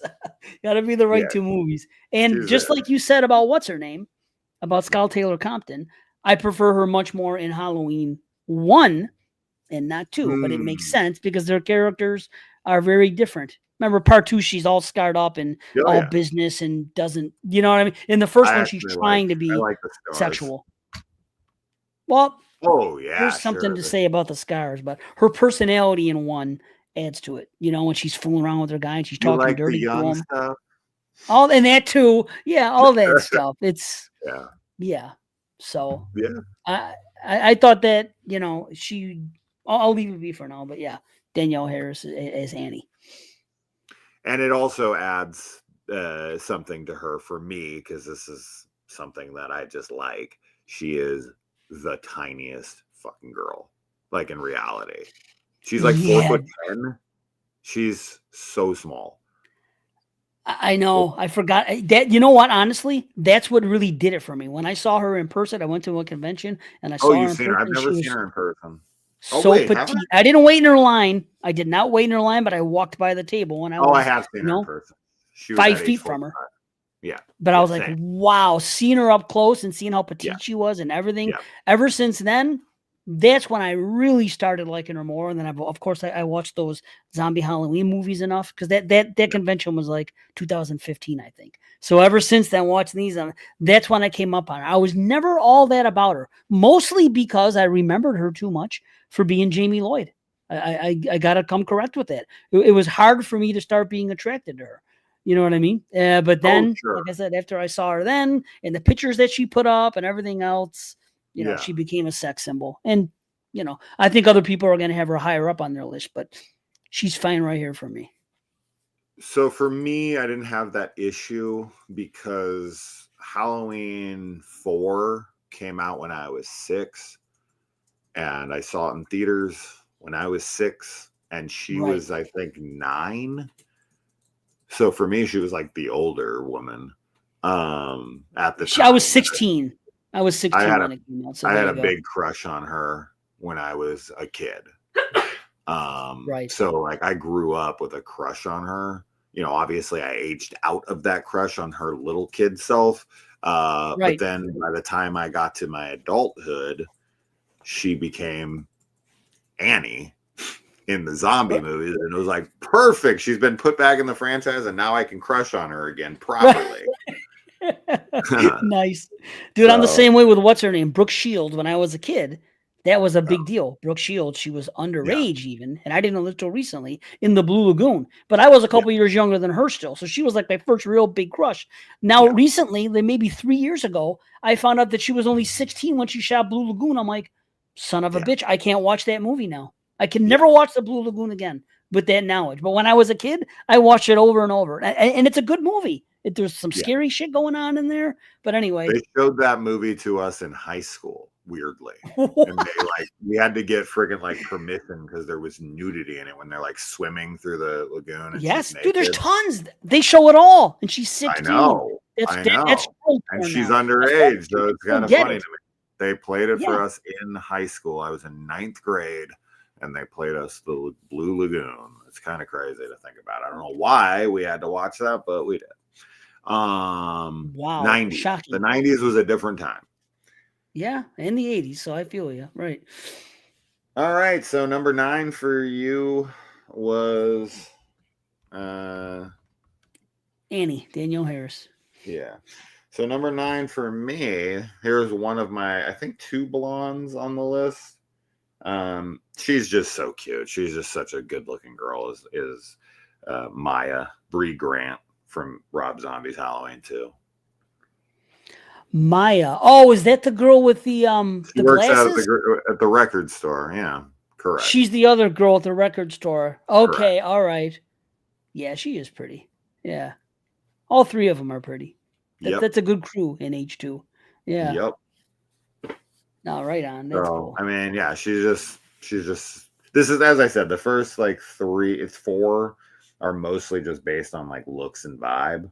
And then from 6 up, or well, I should say more, if it's when 5 hits, that's when it's all like personality linked with like looks, but it's more personality than anything. Anyway. No, right on. That I get you. So okay, my number 8 isn't on screen a whole lot. She make an impression while she was there, and her name is Vicky, and she is the babysitter from Halloween 2018. Yeah, there's another blonde for you. Yep, another pretty blonde girl who talks dirty and seems like a fun girl. She's beautiful for sure. She was in that Starfish movie too. I don't know if you saw that. Yeah. Yeah. I did. Yeah. Yeah. She was good in that. I think that, It's that scene with her and her dude is so fucking silly to me that he like got a tattoo to commemorate the night he's going to lose his virginity, even though he hasn't lost it yet. That's that was like the craziest shit. And then she says to that, like she responds to that, "I'm gonna dry hump the fuck out of you." Right. And I'm like, I don't think that's what he wants. He got a Yeah. tattoo, which is kind of funny and ironic because, of course, that ends up being the date of his death. Right. Yeah. And didn't they focus it on that later? Yeah, The camera pans yeah, over. They showed dark. a nice touch. Yeah, it's a nice touch. But who Yeah, the I hell mean, would get a tattoo? Although I do remember there was a guy who got a Seattle Seahawks championship tattoo before they played in the Super Bowl. He wow. was so That's some confident balls. in it. He got a full-on tattoo of them being champ. They did end up winning, Yes. but holy, That's could good. you imagine?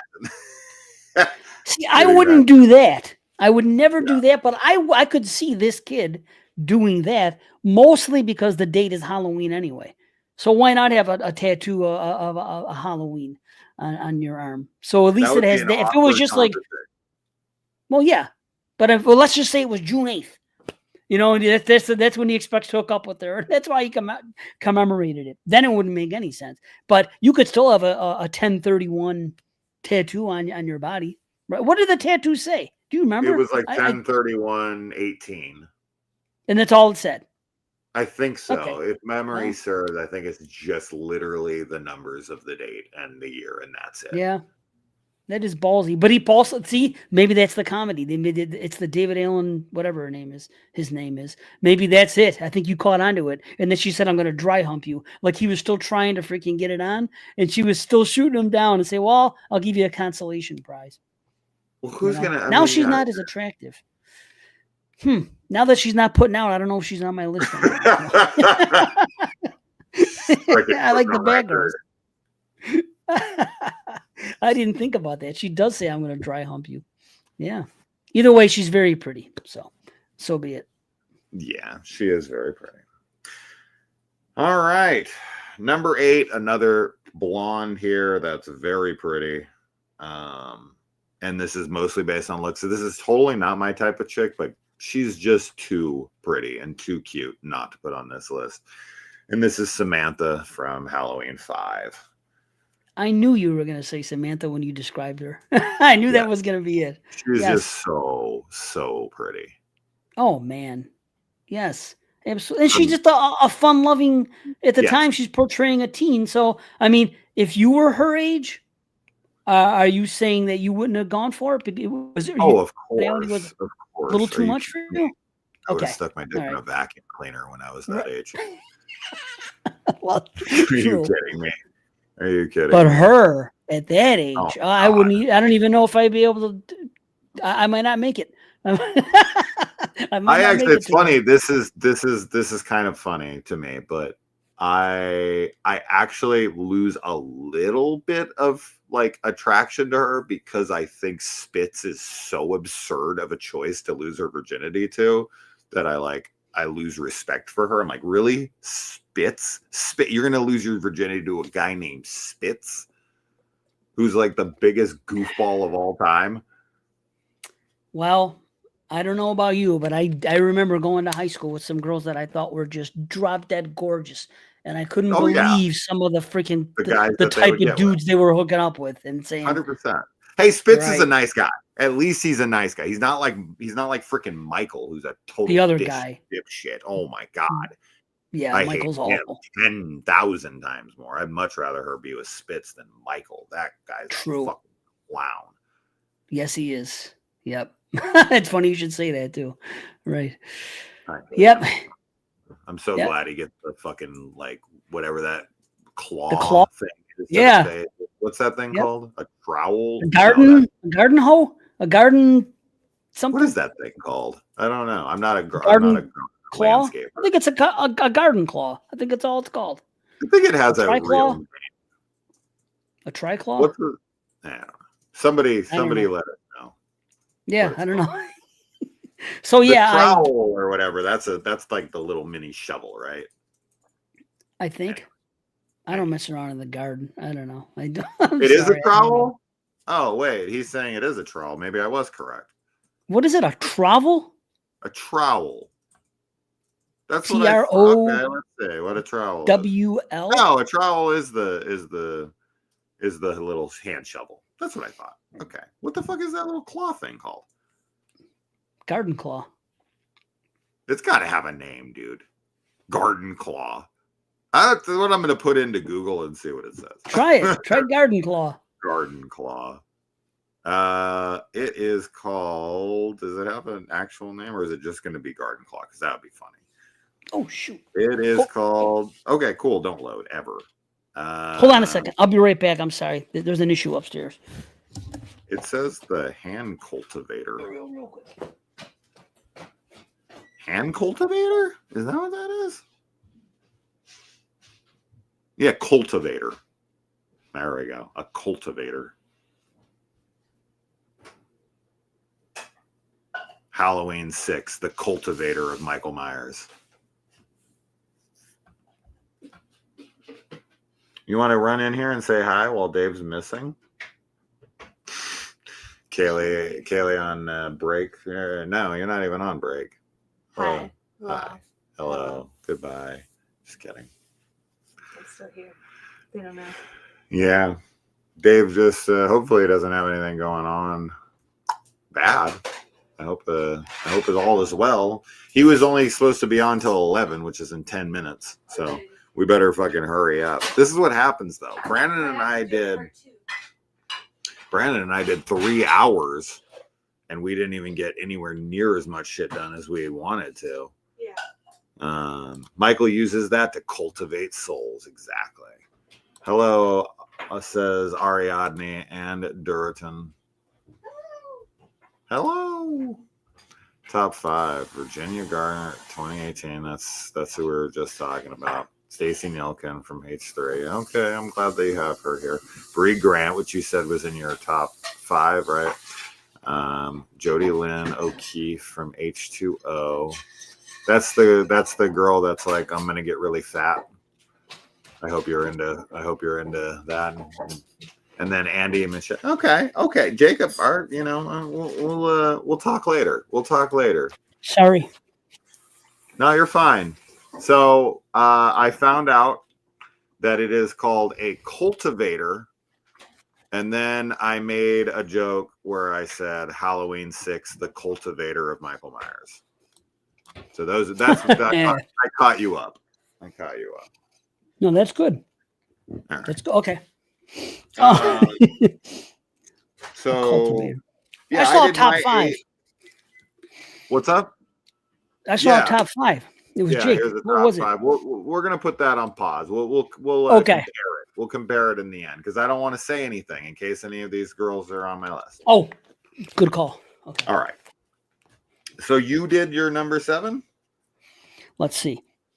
No, my last one I did was did 8, and it was Samantha, a beautiful girl. Okay, yes. Agreed. The way she does her makeup with that little devil outfit and those little lines. She's woo. Devil outfit, man, solidifies it. Jesus man, Christ. something about that. I used to work with this girl in Vegas, and I never really paid her that much attention. And then one day on Halloween, she had a devil outfit on, and from that moment on, everything changed. I was like, oh, I never realized how hot she was. And boom, I don't know, like magic. So there you go. But so one yeah, that day definitely I helped. saw her in a lake drowning puppies, and I've just never been so. You psycho, man. I am a psycho. Okay, number 7. All right. Okay, this one maybe you probably expected because you know my taste. Nora, played by the lovely Tyra Banks.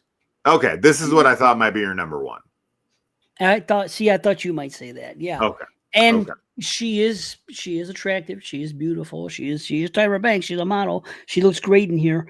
But she's my number 7. I couldn't make her my number 1. I couldn't. But yeah, I mean, she's something else. Hey, perverts! Here we are. Hey, here we go. A group meeting. Yeah, I feel like we're about to register as sex offenders. Dave Pervert's definitely my has a To Catch a Predator vibe on his stream right Oh. now. Oh man, I watch them videos almost every day. Skeeter jeans, freaking the new stuff that Chris Hansen does. I love that stuff. Hey, there you go.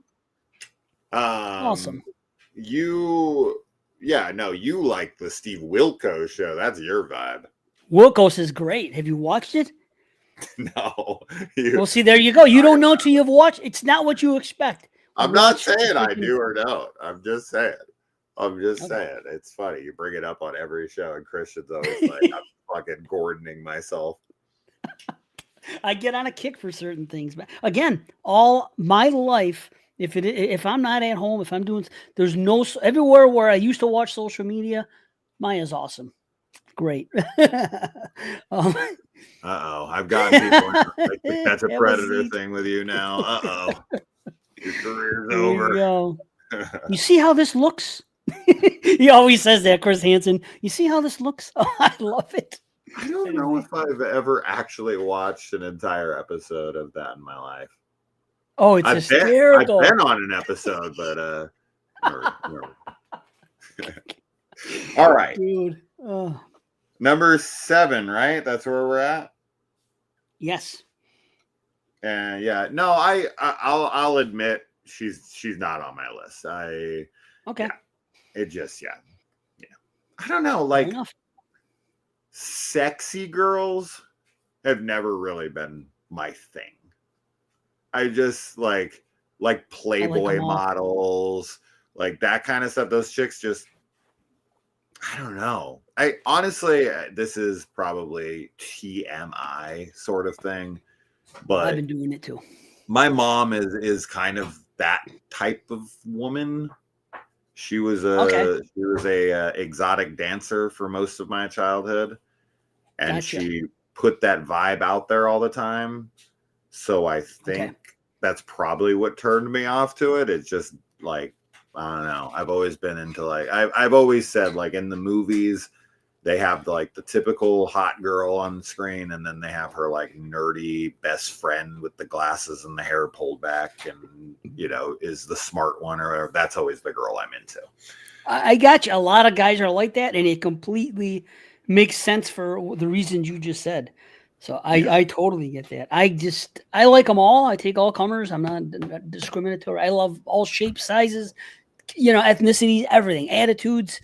But I do like sexy ones too. I mean, I can't help it. I like bad girls. That's all there is to it. There's something about bad girls. And what can I say? So I get everybody has their thing for sure. Save your soul. Stop masturbating. Not masturbating, but masturbating. I guess this guy is the master of baiting. No comment. So we'll spell check that. There's a U in masturbating. I know because I'm the masturbation expert.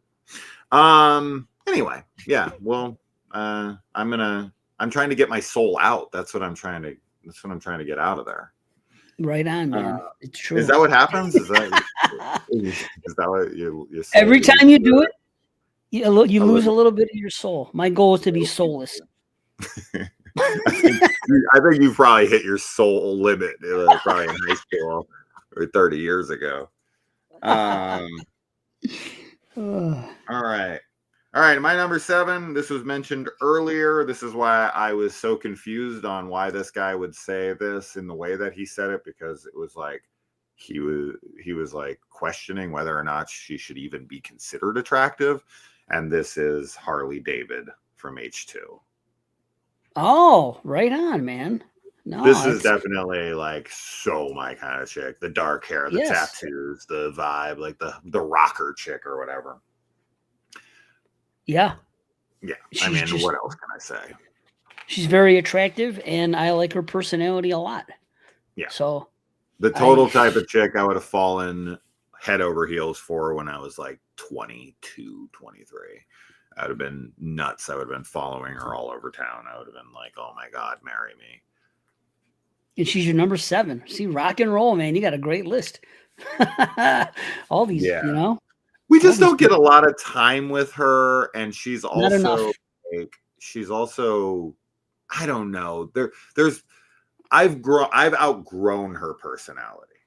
She's Ah, got a very aggressive personality that is I don't know. There's a thing. She's very immature in her personality, and it bugs me nowadays in my 40s. see, I don't even figure that into the equation. I just picture myself as a single man in a fantasy world. I In get this it. movie, this person's there. Would I hook Yeah, up with them? Yeah, and how attracted to them am I? And that's yeah. it. Yeah. So, but I feel you, She's and hard to she's a tell. great. She would have been number one the day that I saw H2 the first time. As soon as she came on the screen, I was like, "Oh, this is the hottest girl in the franchise ever. Mm, This is my probably. type of girl finally in a Halloween movie." I may have said the same thing. So, Yeah, how about that? she I she like them blew all me away ways. the first time I saw Yeah. her. I was like, "Who is this girl?" Like her entrance into the place, and she like puts Into on the the music. shop. Yeah. Yeah. Oh, What's up, dick I was lickers? yeah. Oh my god, I was in love because I think this came out when I was 27. It was 2009. Yep. So, Oh yeah, nine. I thought she was just yeah. Oh my goodness. Yeah, I can dig it, man. I can dig it. Okay, my number 6 is Molly, played by Michelle Williams, Halloween Okay. H2O.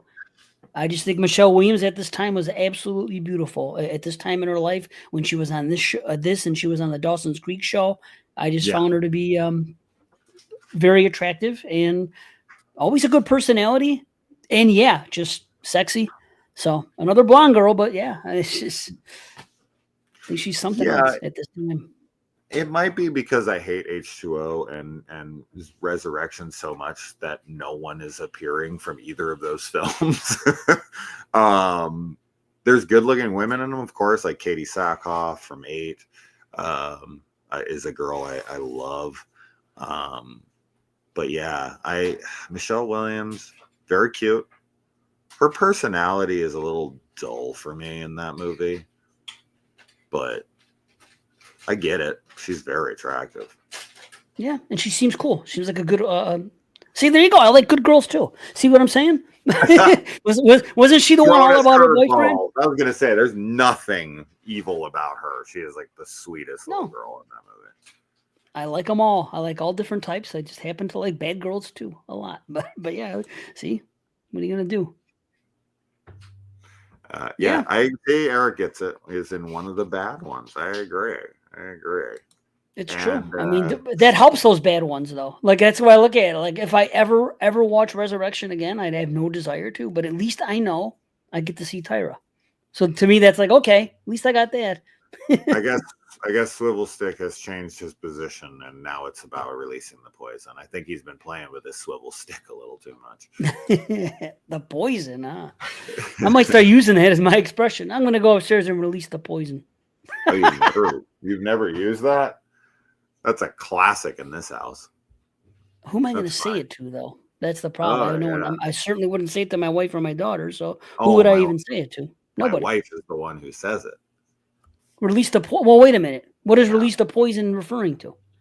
Maybe I'm wrong about what that is. Getting the cum out. Oh, it is. So she Yeah. says that. Yeah. Okay, that's awesome. Kaylee's That's back there freaking great. blushing. She's like, Well, shut she's up, great don't too. tell anyone else. It's It's a I've seen her. joke. It's a Right, joke. obviously. Says to me. She says it when I'm like in a bad mood, like it's my fucking period. She's like, "You need to release the poison." That's awesome. That's how it's referred to. Anyway, I used to call it super kick the little guy. It's a long story. It was an expression between my friends and I for a while. We were watching wrestling, and a wrestler gave a super kick to a little person, and then the commentator said, "Oh, he just super kicked the little guy." So because we said that, somebody said that sounds like rubbing one out. Super kick the little guy. So that became the expression between my friends and I for a while.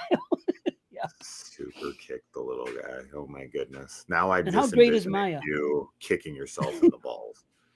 No, it's super kick the little guy. I forget it. I'm not going to demonstrate. I get it. Right.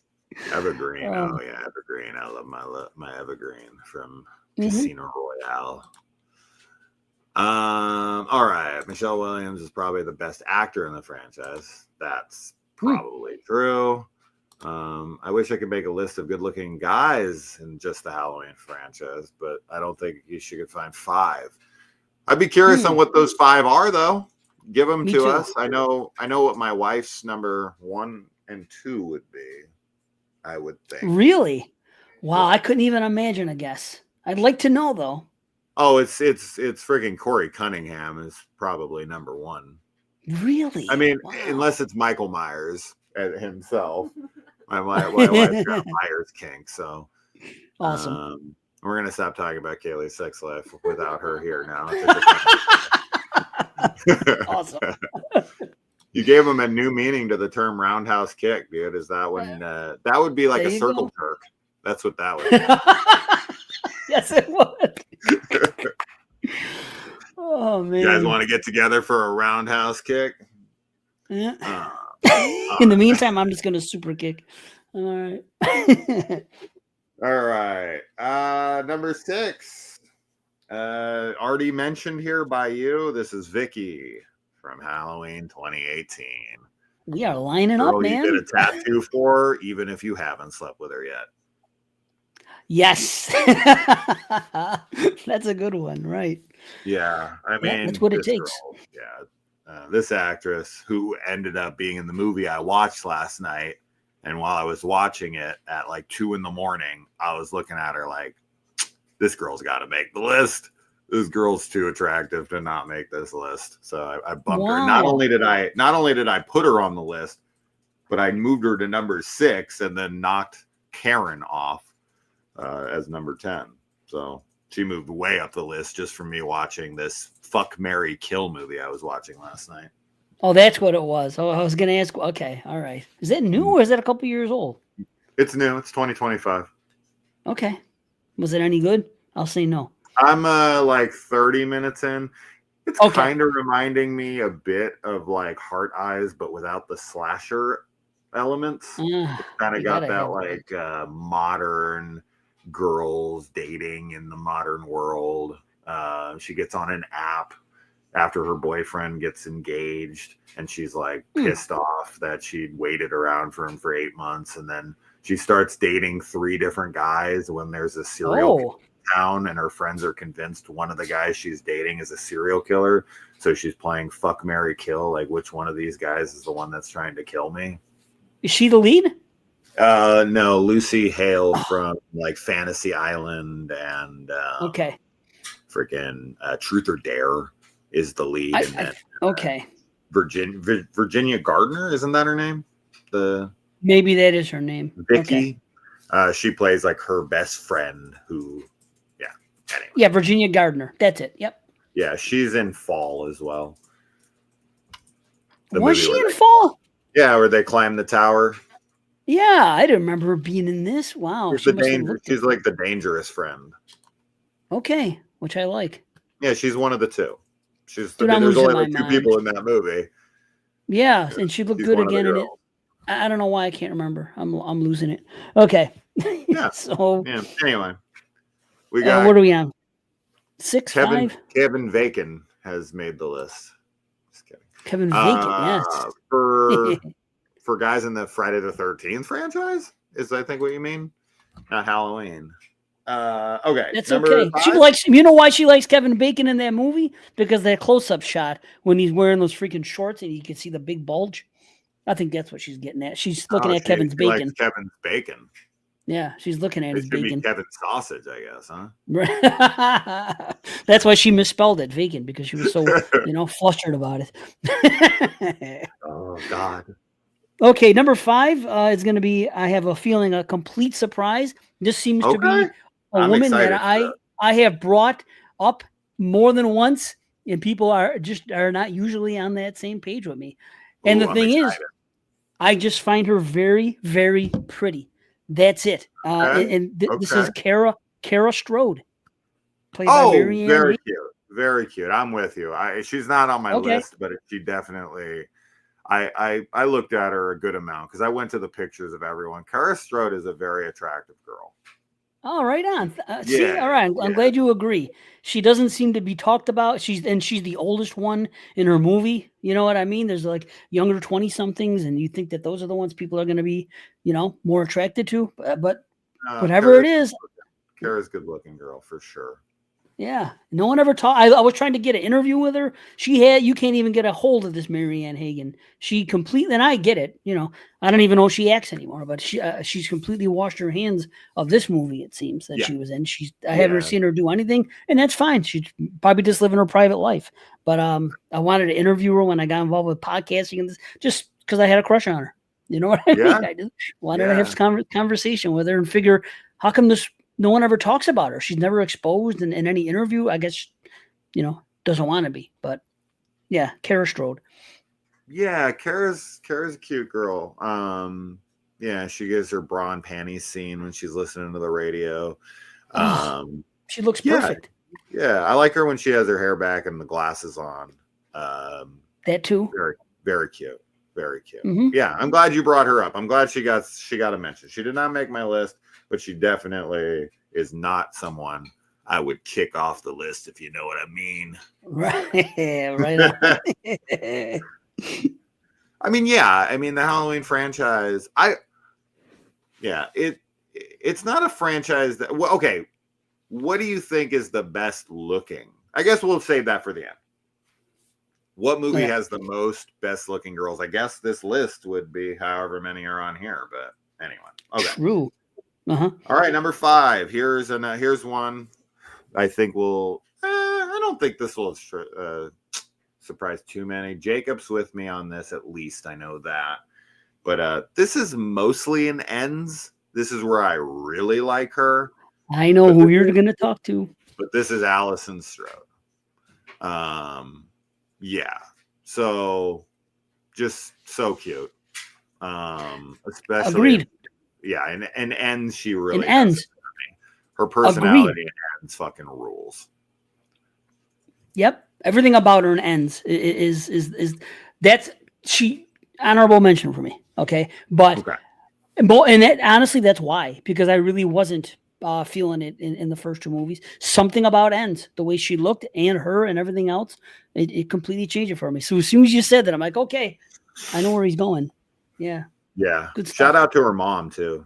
Good looking woman. Oh yeah, definitely. And I loved her character in don't get me started about ends. I know people hate it, but it's when I start talking about ends and the character stuff that's going on in there, I don't know. I really dig it. Just like H2. Yeah. I like her mom in ends or in Kills. Sorry. Right. Yeah. She's good too. Yeah. No, I totally feel you on there. Okay, number 4. I have a feeling this would be on a lot of people's list. Okay. And is another person that isn't typically what I go for, but it's just the way it works out. And it's Kelly Meeker. Kathleen Kimmel. Okay. Yeah. This is the big dog that I think it'll be a lot of people will have as like number 1. Not on my list. Not at all. Exactly the type of girl that I was talking about earlier. Undeniably attractive. Undeniably, amazing. That's why she's here. But just not my type of chick at all. I hate her personality, of course. She's a total bitch. Agreed. And, yeah. Wise up to what men want, Rachel. Brady will be the last guy you lose to another girl. She's the worst. She's the worst. Who does she tell fuck off to? Wade. Fuck off, Wade. Fuck off, Wade. Yeah, she's not a good person at all. But again, that's part of the attractiveness. Boy, what? And she Are looks you good. serious? Yeah, they initially were gonna have. Yeah, dude, they wanted to have nudity. Yeah, dude, crazy, that's probably the most agreed upon thing. That is the biggest issue with H4 is that she doesn't show her tits in that scene. It is like one of the most anticlimactic sex moments of all time. That would be like the Phoebe Cates scene from fucking Fast Times at Ridgemont High, but they cut away from him right as she's about to take off her top. That would be the worst shit ever. Can we get the tasteless cut? Can we get the tasteless cut, please? Are you kidding me? Those actually exist. So they filmed it. That footage exists. They could edit it back in if they wanted. I think everyone can agree that we want that cut. We'll pay premium for that. She's not even on my list. I'm sitting here saying I'll pay for this cut. But dude, we all want that. We all want that. Yeah, we do. I don't know what he'd be thinking doing that. They had all kinds of tasteless things in the franchise. Tasteless characters, a bunch of drunks, tons of bad people in this franchise. I don't know why. In a slasher movie? Yeah, right. Were they trying to be above Friday the 13th? Say, oh, we're cut above them. Mustafa Akkad was the producer for Halloween 1 and 2. Nurse Karen's wasn't tasteless? I don't get it. What? How? That's crazy to me. How did he let Karen's get through when it's just like a close-up on them? But we don't get Kelly Meekers. I remember the very first time watching that movie. And just like when she's taking her bra off and you're like, oh my God, here we go. And then she moves in on Grady and like hugs herself to him. And I'm like, no, what are we doing? Right, man. Yeah, that was surprising. There's no TNA in part 5 either, is there? No, I was thinking the same thing. I was thinking because Samantha would have been the one. Does not. Right. Nope. Yeah, she should have been too if anyone was going. So it looks like the COD. We don't get any boobs again until 6 with the brother's girlfriend. Oh, right. Bark like a dog. Right. Yeah. Right. Yeah. Her. Yeah, that's true. There is something quick with her. I bet she wears crotchless panties and barks like a dog. Right. Fucking hate Barry Sims. What a cocksucker. He's funny. He's a memorable character too. You know, he's funny. So where are we? Oh yeah, okay. Kelly Meeker was my number 4. Yeah. Most people like that. Yeah. All right, here comes a big controversial pick because I know this chick is hated. Hated, but I love her. I've always loved her. I love her personality. I think she's adorable as all hell. And this is Tina from Halloween 5. I fucking love her. Yeah. Wow. I hate her too. So I'm in that crew. I'm in that boat. You know. Yeah. I love her. Bum-ba-dum, bum-ba-dum, bum-ba-dum, bum-ba-dum. I love her. I've always loved her. I think she's adorable. I think her personality. I'm not turned off by her at all.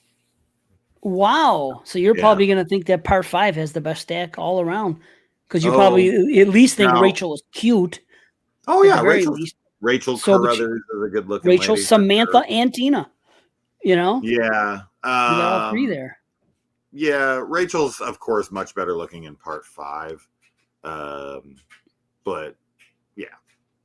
No, but that's what I'm saying. That's part 5. It's the 3. It's Samantha, Tina, and Rachel.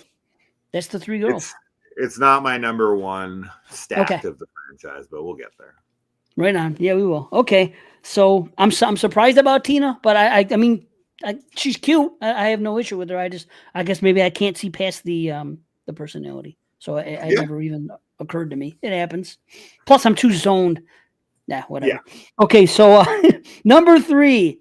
She's been talked about a lot since jump. And here I am thinking that I was the only one that was going to talk about her. And it's Harley. Angela Trimmer. Oh, okay, cool. Yeah. No, yeah. She's I should have been higher on her, but I'm just a personality guy. Yeah, I mean, she's just everything about her. And this is and I've seen her in a ton of movies. You know what I mean? She's been in a bunch. Usually she's blonde. In this movie, she's brunette, and I really think it suits her. It suits her well. 100%. Yeah, and I think she looks better in here than everywhere. And she's another petite one, by the way. I don't know if she's exactly Danielle Harris's size or by comparison, but she's another one. So that adds to it too. I like that too. So Harley, bad girl. So you know we're at 2 hours, so I'll try to wrap this up quick because I know that's what you said. So whatever, no sweat. We'll talk about this later, but Mom's sick. Oh no. Okay. You want to stay home then? You're gonna have to. I don't know. You should stay home. Yeah. Okay. Okay. Shit. Okay. Well, maybe you can go to Mimi's on Friday. We'll figure it out. Okay. The girls are supposed to go home today, but their mom's sick. Oh, that sucks. Yeah. Okay. All right. This next one won't be controversial at all, but controversial at all. I've always said that's actually a word I've always struggled with. Controversial. That's that part of my mouth doesn't do it. Controversial. I have words like that too. Doesn't sound right to me. No, it's like when I try to say Moriarty, that name, I can't say it. Say controversial for me. Controversial or controversial. I can say it both ways. I usually say controversial. That's usually what I say. Controversial. I always versal. That's what I do. Or I can say it's very controversial. I can say it that way too. I do too. I don't know that word has never worked for me. I don't know what it is. That and I have a couple words that I struggle with. Rivalry is another one that I struggle with. Yeah, rivalry. Okay. Rivalry. I always go rivalry. Rivalry is what I always want to say. Rivalry. How about the word regularly? I can't say that word. Regularly? Yeah, I regularly. Oh, okay. I can't say it. I don't have Same thing. See, you have a. It's weird. The two of us have these weird issues with words. Everybody. I can pronounce it, you can't, and you can pronounce it, and I can't. It's so funny. Yeah. I don't know what it is, but there's certain words that I've always struggled with. Anyway, and there's certain words that I always fuck up the spelling of, no matter how many times I look it up. I will go to write it out, and then I'll look at it, and I'll be like, what the fuck? Australia is one I always fuck up. I always go to type it. Anytime we watch an Australian film, I'm always like, terrible.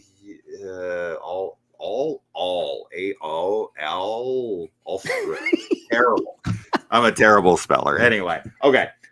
All right. Number 3 shouldn't be controversial. I said that well there. Hey, you did. But number 2 and 1, I think will be 2 for sure. Because this has always been my big one that I've always loved, and no one. I have a feeling you're a controversial one. I'm gonna know who it is, but I'll let you know when the time comes. Okay. I'm excited. Excited, dude. Imagine if we have the same number 1. That would be something. Mine's gonna be controversial too, honestly. Now that you mention it. You think? Okay. Yeah.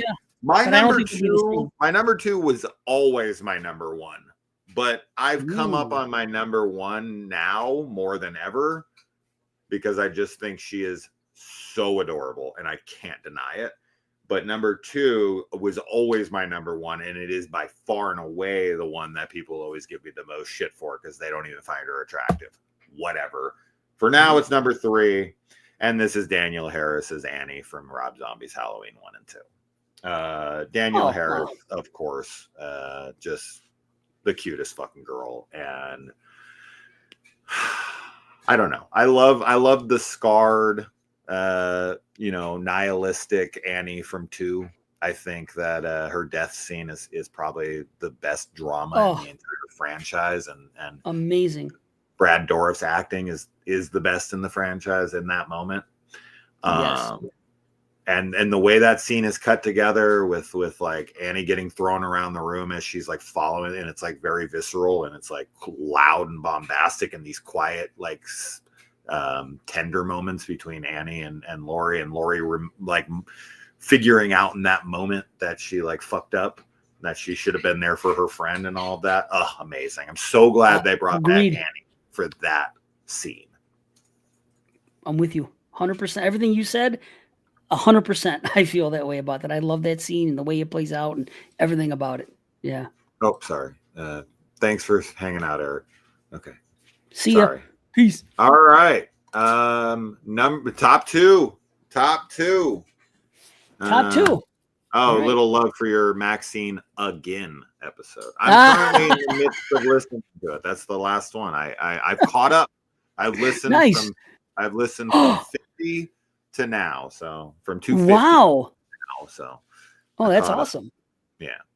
Glad that. Well, you must be enjoying them a little bit then. That's cool. I'm glad to hear it, man. Awesome. And Maxine again, that was funny, but no one seemed to care. So we reviewed the same movie twice. Jose did. Yeah. He enjoyed it. So right. Number 2, Once again, We're down to I'm going to say, twos. I'm saying the same thing you said about what you're going to say about your number 2. You said that your number 2 Okay. was always your number 1, and now it's gone to Okay. number 2. Number 1 has been Okay. overtaken. That's what happened here. This girl was always my number 1. Now she's my number 2. She has been discussed, and like I said, we have lined up more than I thought. My number 2 is Okay. Sammy from Part 5, Tamara Glenn. Oh, okay. Yeah. She's beautiful. Woo! She's My God, just everything about her. Just, Yeah. my Lord, beautiful, sexy. Oh, just you know, a blonde girl that just is just fantastic looking. I'll I'm stop at getting that. excited because I almost think that we have the same number 1. And I'm gonna be very happy if that's the case. Me Because I too. was like, no way Dave's having this. No fucking way. Because Hmm. I don't know. We'll see. We'll see. But yeah, Sam is Yeah. just adorable. I mean, what Yeah. can we say? It's when we first meet her, beautiful for sure. Everything with her is so cute. But that devil costume Oh, is just next level. yeah. It's ridiculous. She Yep. looks so good at it. And then the sex scene in the like barn and Mhm. whatever, when she's like laying down on the woo, when he's like trying Yep. to when he takes out the condom and he's like ripping, and the laugh she gives when he's like when he Right? pulls it out, like and she like throws her eyes back. The cutest shit of all time. It's Oh man. so cute. Yes. Yes. Anyway. All Yeah, right. she's special. Number 2. My number 2, which was my number 1 forever. Easily the biggest controversial take I have in the Halloween franchise. I love this girl. I think she's so cute. I love her personality. Another person in the franchise people think is annoying. I'm gonna know this. And this is Annie Brackett from Halloween 1. See, I was putting up the A. Annie. I knew it. I knew it was freaking Annie Brackett, bro. Because of the personality, and you kept saying it. And my friend, you're not the only one. I think she is great because of her personality, and she is cute. And the same thing with I don't know if you ever listened to my first show, Banana Laser, but Matt Wazell, he had the same feel, and it was his number 1 as well, as Annie. So I Yep. just had a feeling the way you were talking about it, man, that it was Yep. gonna be, and I could see why. Yeah. I could see why, because she's she's an Nancy honorable Loomis, mention. back Yeah. in the day. Such a babe. She was married to Tommy Lee Wallace, right? I believe so. Yeah. Yeah. Yeah, I think Yeah, so. I've always found her very, very attractive in every way.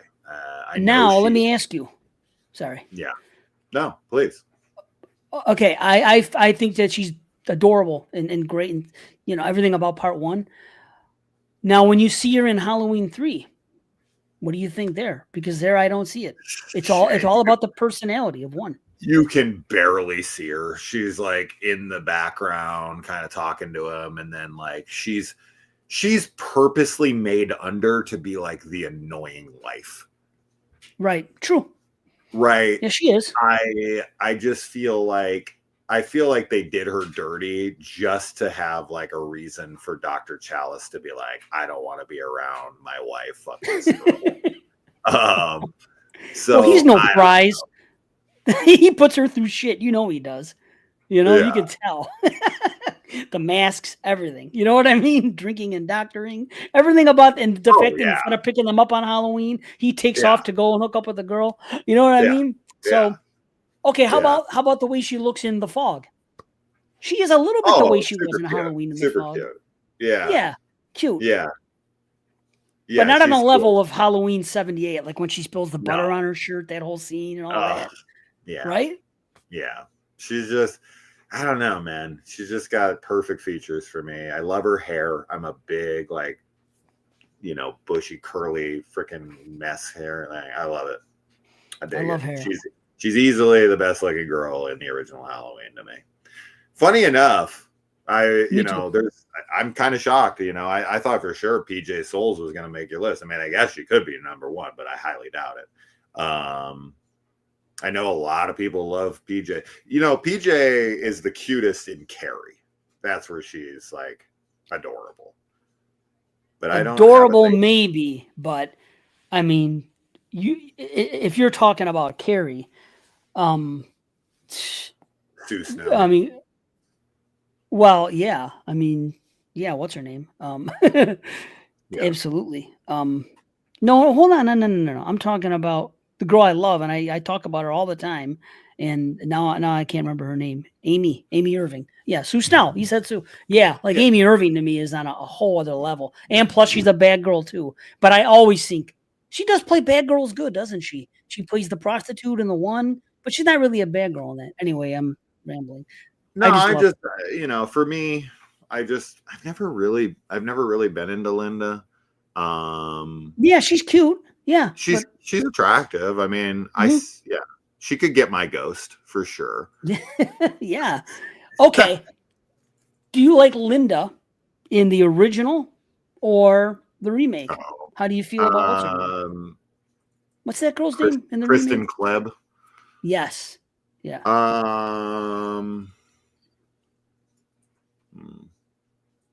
It's close, but I go PJ, I think. I think that she's way more abrasive in Rob Zombie's, but of course, that's the way he Right. writes his dialogue. The way True. she taught, like when we first are introduced to her kind of like her mirroring of our introduction into that Linda, where she's like, I've got dances to learn. The dances I got cheers to learn, dances at 8. I'll be totally wiped out. Versus Right. I flashed through my snatch and all that stuff. Like, oh, gross. Right. What the fuck? Such a different take on. But Boy, anyway, is it. Yeah. probably PJ. Probably PJ. Yeah. Kristen Klebb's good looking. I mean, for sure. But Yeah, sure. Yeah. she's just so abrasive. Right. Agreed. Yeah. But yeah, all right. We've moved in to the number 1. I am so curious. I want it to be the same. Me too. It might not even be close. I might be like, oh, her? Okay. I don't know. But this I'm girl getting is just excited. undeniably sexy, adorable, cute as fuck to me. And yeah. I think we might be just because of the way you describe her. I think we're on the same page. Like, it's funny. I will say this. This is the only girl in the franchise that I really have a sexual attraction to in the moment. Like, where it's very sexy to me, and I'm a weird guy like that. But like, she turns me too. on. We'll see. All right. Hit me. Yeah. What is it? Okay. My number 1 is now Ellie, Stacey Nelkin from Halloween 3. I can't believe it. Is it? Is it? It is my number 1. I never thought you'd have the same number 1 in a million years. I never thought that we would line up on this. This is so funny. I put that last night and was like, Dave's never, ever, ever going to be able to guess my number 1 because she doesn't get talked about much in the franchise. Nope. No, she does it's not. That, oh my God. It's okay. I'm sure you're going to say the same thing as me, so I'm going to say it for you. Where do you want to sleep? Yep. Dr. Chalice. Yes. That's oh my gosh. The look back the end of me. And when he puts his arms around her and her little negligee lifts up on her backside. Yes. It's too much. It's like, okay, I'm actually turned on watching a Halloween film. I don't feel that way during any other scene in the Halloween franchise. They're all good-looking women, and I like them, and they even have sex scenes. Oh, I get okay. I will say I do get a little turned on during the Danielle Harris scene where she's like, "You want to fuck me?" That, yes. Of course. Oh, okay. Yeah. I should take it back and say that scene's sexy. But this is way more realistically sexy. This is classic sexy when she does the whole innocent where do you want to sleep, Dr. Chalice? That's a very stupid question, Mrs. Grimber or Miss Grimber. Oh boy. Woo, doggy. Dude, I knew it because when you said sexy, but then you said cute and adorable too. That's why, because your description, I was like, it can only be her because that's what works. Those are the words that do describe her. She is so sexy, but at the same time, it's something about her skin tone and the way her skin is.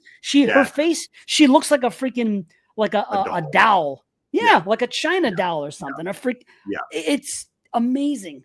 Her hair is amazing. Yes. Her outfit, that what she was wearing when she comes into the bar. Right. Oh, Cute, yeah. that cute little number in the bar. Yes. Uh, That black jacket. Oh, dude. uh, Everything. when Yeah. Isn't she that like nuts? when he pulls up to the hotel or motel and he's like, "Oh, me and my wife are checking in for the night," and she like puts herself up against him. She's just the cutest. She's too adorable. Is she? Yeah, she's smart. She's everything. She's freaking a total package. You know what I mean? And of course, she's also, a bit of a bad girl in her ways. She hops right into bed with this cat and she's like, yeah, and she's insatiable. You know what I mean? She wants to do it again and again. This is how I'm Oh, going to get over losing my father. I'm going to get over my grief by freaking jumping into bed because it feels good. Because that's how I feel. I've always sex has always been something that could get me out of depression or out of a bad day. All right. So I completely buy that. Wait a minute. How old are you? What a crazy thing to ask after. Right. Only after. And it's this line that actually adds some little bit of like credibility to the theory that she's a robot the whole time because she's like, I'm older than I look. I guess you're right. I've always taken that line like, why do you say it like that? Like she says it very like, I don't know, cryptically. Like, I'm older than I look. And it's like, why'd you say it like that? Now you got me thinking. Man, if Connell Cochran can make a doll feel like that, oof, like a real person, because like it's one thing to have it sneeze to prove that it's real, right? But to have sex with it, that would be a completely different test. He'd be the greatest ever. No one's ever been able to invent a sex doll that worked. No, but that's the end of humanity if it ever happens. Like Companion. Yeah. It's the end of humanity. That's definitely a top 5 of modern scream girls. Sophie Thatcher is just too good. Sophie's pretty solid. Yeah, Sophie's pretty solid. It's funny because I was watching her in Maxine recently, and it's like, yeah, it's her. You could tell it's her, but she's not giving off the Sophie Thatcher vibe that I got in the last 2 movies she was in. You know what I mean? She's the makeup girl. Yep. Just a small part. I've only seen it once. Didn't care for it? I like it. Okay. For sure. Okay. But I did not like it like the other 2. But I'm hoping on a second view, I'll be like, what the fuck was wrong with me? I hope you do. I think a lot of people will see. Do that. But this is so funny, dude. This is so funny. Isn't it? Yeah. Who would have thought? So when I put her there last night, I was like, oh boy, I'm curious on Dave's reaction to this, the crowd's reaction to this. Oh my goodness. Wow. She was instantly number 1. She was the easiest one for me to pick. Every time I watch it now, I like her more. And she finally overtook Samantha. It was the other way around for the longest time. I was always about Sammy. But the more I watch 3, and I must confess, I watch 3 10 times as many times as I'll watch 5. No question. So that's part of it, but still, for many reasons. But I just see her so much, and I just, the more you see him, sometimes you crush harder. And just like you said, all the little nuances, the things she says, the way she says things, it's just, man, she was fantastic. I think people don't think about her because she's not like, in a regular type slasher movie, acting all sexy, running around. You know what I mean? When you think of slashers and girls, I don't know. When people think about Halloween 3, I think that they don't think about her. They think about Cochran, the masks, the song, and Atkins. So you're saying they're not thinking about her, they're thinking about Cochran? Yes. Cock ring. Yes. Colonel Cockring. Yep. No, that should be a sex company if there is one. Halloween 3 inches. I could only get to 6 on good looking guys across all franchises. Wait. What are we talking about? The Halloween, big 3? Friday, Nightmare, Texas, and Child's Play, the big five. I think Is that just what we're two. talking about? I think she's just talking Just the about two. Okay, just the Friday two. and Okay, that makes sense. that's what On I those think. two franchises. She says all franchises, so I didn't. True. I mean, obviously, we can't be talking about every horror franchise ever because that would be fucking insane. Right. But these two, okay, we'll go with two. We got number one is Josh Hartnett with that stupid ass haircut. Yeah. Ryan Merriman from Resurrection. I don't know who that is. I know all these guys, and I could actually say as a straight man that I could see why she would think they're attractive. So there's that. I don't know who Ryan Merriman is at number two. I don't remember whatever. Resurrection. I don't know. Is that Halloween Resurrection? I could see how Josh Hartnett and Jason Ritter are good looking. You know? Yeah, Josh Hartnett's good looking, but he's so young in that. Well, who are we to talk? We're talking about No, Sammy. I'm not. That's not a knock. Right. I'm not saying he looks like a boy to me. Yeah, I mean that's fair. He doesn't do it. Ryan Merriman. Okay, that's what I thought he was. He's the main kid. He's the one on the internet trying to like talk her through the house. I've seen that movie 3 times. He also looks like he's 15. Ariadne, I hope you're 12. I'm just kidding. I'm just talking with her. Jason Ritter. Who are we to talk? Jason Ritter. Who's that again? John Ritter's kid, actually. Yeah, that's what I thought. But he was the main guy. He was the boyfriend of Laurie in Freddy vs. Jason, the one that was in the. Oh, yeah. Jason Ritter is the dude from Yellow Jackets. Okay. He plays. Yeah. Anyway. Was he in Swim Fan too? Ooh, I don't know. Was he? Was he the guy? Or was that Josh Hartnett? Yep, Swim Fan. You've seen that? That's a thriller. Yeah, I know what the movie is. I don't remember. I don't think I actually ever watched it. I remember the trailers for it. I saw it at the theater. I went to see it, believe it or not. Yeah, I remember the promo for it.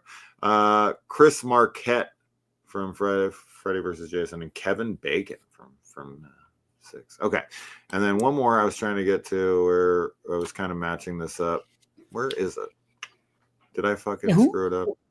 Jacob had one here for me that was kind of like he was naming some people. Shit, I think it's up here more. I'm trying to find it now. I should have bookmarked it or something. Because he had a list, a top 5 here that I was going to read. I put it up on the screen for a second earlier. Yeah, it flashed up and then you took it away? Yeah, I took it away because I was like, oh, he has too many people on here that I have on my list. And now I can't find the fucking thing. If he can copy it, repaste it here because I am really struggling to find it. I think I passed it. Now I'm too fucking high. Damn it. I thought I'd be able to find it. Can I not click on his name and just get his comments? All right. Well, he had a lot of my people in there, but I can't seem to find the list anymore. Sorry, Jacob. But he had Stacey Nelkin. He had, so I was excited to see that. Oh, here it is. Okay, thank you. Virginia Gardner. Oh, Stacey Nelkin, Ree Grant, and Andy Matishak, however you say her name. Yep. All 4 of those girls were on my list. Jodie Lynn is the girl that's like, I hope you don't mind if I get fat. The girl that like wants to eat all the time. That's who that is, right? Oh, I don't remember. It's got it. And Bria Grant played who in H2? That's the girl I mentioned earlier, the short hair with the glasses. That's in the record store with Harley. Oh, okay. Bria Grant, that's her. Okay. I remember her character name, but not her real name. Okay. When you said it. So, yeah. Nice. Stacey Nelkin, though. Yeah. Nice. Maya. Yeah, a little love for Stacey Nelkin here, which is wonderful. Yeah. So there you go. Our top 10. Yeah. Top 10. We have honorable mentions, right? I'm so excited that we have the same number 1. Dude, I never would have thought that. Happy. I know. I love what do you think was going to be my number 1? You said Annie. You had a guess at the beginning. Annie. Oh, okay. You weren't far off. She was my number 1 forever. Okay. And if it wasn't Okay. Annie, it was going to be Danielle Harris. That's what I would have figured. So it's I Annie would've or gone for Annie. that. True. It's one of the two Annies. Yes. It's Annie Yep. Braggett. So yeah, Annie Yep. Braggett made my Bottom 3 line. and my 2. So I like Annie Braggett. So I figured those two, but I didn't figure Stacey Nelkin because why would I? I just figured no one ever talks about her Agreed. Same. for whatever reason, you know? Oh my God. Honorable So- mentions. I mean, there's a mess. Oh, I will also say that I think the stacked movie is Rob Zombie's Halloween 2. Okay. That's Yeah. fair. I could see Yeah. that. Halloween 2. But Halloween because- 5 is also probably number 2. I don't even know what I think I would go with Halloween 2 as my stacked one. Believe it or not, the original, Oh yeah, 1981. no, there's a lot of girls in Halloween 2. Actually, I agree with you. Never mind, I agree. That is number 2, and then Halloween. Yeah, 5, everybody, all the nurses, everyone. all the nurses are pretty. Yes, Even the I babysitter girl's almost pretty. put a ton Yeah. of those nurses on my list. Right. I I like them every- all. Mrs. Elves, whatever. I like her too. She's attractive. She's just not. She wouldn't make my list. But pretty much every other nurse in Halloween 2 could potentially make my list. They're all super cute. Yeah, I like Janet. She's real pretty. I do that too. one. Yeah, I do too. She Yeah. was like an honorable mention, honestly. But at the top of my honorable mentions, after I thought about it, I thought about what do you call it? In the moment while we were talking, I thought about Sherry Moon Zombie, of course. But at the very beginning, the one that I was mad that I forgot, her name is Vanessa Carmela McNeil. She was the girl that was in Halloween Ends, dressed up as a nurse, but she's really a doctor. And in the first movie, she was the doctor. Yeah. She played her right. That girl. That she honestly, she should have made my top 10. I just and the funny thing is she doesn't even look her best in the Halloween movies. But if you look her up on IMDb and just look at the regular picture and some other pictures of her, just absolutely stunning. So Yeah. but those would be the ones I would say would be the top of the list for honorable mentions. Yeah, For Halloween 2, pretty much all the nurses. Jill, I like Jill a lot. Yes. She looks like Molly Ringwald a little bit, Jill. Did you ever think that? Just a blonde-haired Molly. Yes, but the shoes fell off. The strongest freaking wrists on planet Earth to be able to look at a girl with a scalpel. He's got that kung fu grip. Well, that's because he had the thorn tattoo there. Yeah, right. Or the carving. It explains everything. Point. That's why he was able to put the Pamela Susan Nurse Karen underwater in the heat and not burn his hand. Mrs. Elrod. Mrs. Elrod, of course. Actually, you know, how about Manny? Speaking of the girl that actually got knocked off my list, and she was in my top 10, and she was there for a little while last night until I bumped her off, is Alice. The girl who gets killed after listening to Mr. and Mr. Elrod fight. Right, the babysitter. Oh, I called her the babysitter. Oh, yeah, the neighbor. Yeah, the neighbor. So cute. Yes, so that's just about everybody in that movie. Yeah, except for Mrs. Elrod.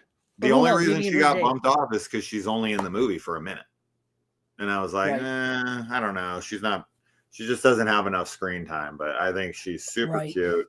And it's funny to know that she got added last minute because they didn't have a high enough body count. So that scene literally was thrown in last minute. They shot it very, very, very late. It wasn't even originally in the film, but the body count, because of Friday the 13th movies, they thought the audience would get bored if they didn't get kills more often.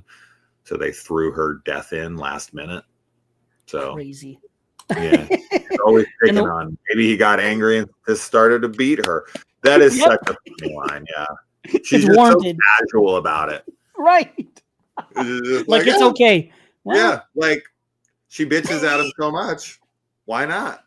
Yep, he started beating on her. Yeah, that is great, man. The biggest asshole in the whole franchise, though, by far and away for me, but he makes me laugh endlessly. Pretty much half the lines out of his mouth make me laugh. Is it John Strode? Yep, I knew you were going to say that. John Strode, Dude, for when sure. he's That cutting little down the sign, bastard. enough with this Micro Myers bullshit. Bullshit. He's great. Yeah, he He's a makes me prick. laugh. He's such They a actually, fucking asshole. they do try to shed a little more light on his character in the producer's cut. There's a couple extra scenes with him where they try to like him having regret. You know, like when he's in the office and he has the picture of his daughter. He goes, "Happy Halloween, little girl." And it was after all that happened. Mm. That makes me sad because not that I want to defend a guy that would smack his daughter, because I never would.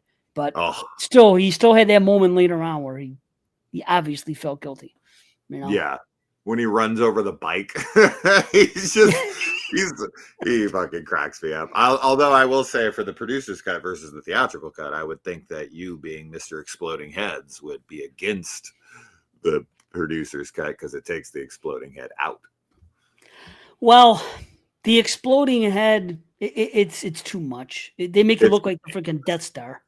You know what I mean? It's just, it's too much. Electrocution sucks. Oh That, yeah, will I tell forgot. you, He you has know? like this little gleeful like woo when he runs over the bike. That kills me. He's such an asshole. Here, Linda, why don't you give her all our goddamn money? Money. Yeah. What is it? Keep Keep handing slipping her it. the cash. Keep slipping her the cash. That's Slipping it. the cash. Slipping her the cash. Oh, that's a good. Oh, it's so fucking funny, dude. Dude, that flick, it does have daytime Halloween atmosphere. 100%. There's more Halloween atmosphere in that one than people give it credit for. 100%. You know? Yeah. Yeah. It's just too Joe bad about the Chappelle did a Thorn good thing. job. The Thorn thing just turned people off. If you could somehow take that out, take some of the things out of there, trim it a little more, you could make that pretty manageable. And the thing about Rob Zombies, you've lost it. Linda. You've lost it. You've just lost it. That's great. It is. I like when he comes in the house and he's like drinking and the power goes out and he just laughs. Yep. He gets me, dude. He's so funny. He's such a Thanks prick. for dinner.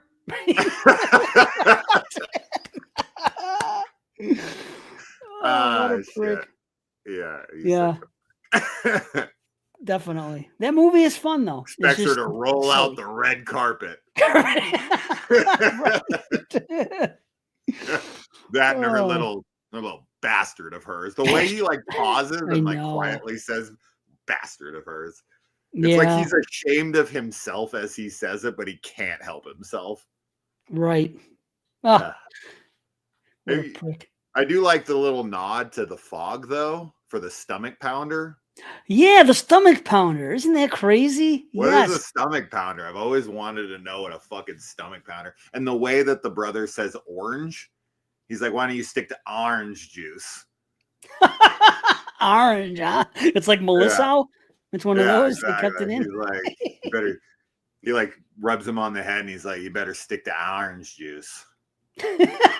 That's great. The stomach pounder, dude. Yeah. Yep. Barry kicks ass shirts, little Danny. Yeah. I'm glad you put Kara on your list. I'll say that. I'm glad she got representation. Never does. I didn't think she would. I looked at her for a good amount of time. She's very cute. So I'm glad you talked about her. She's cute. I think her brother's girlfriend is cute for sure.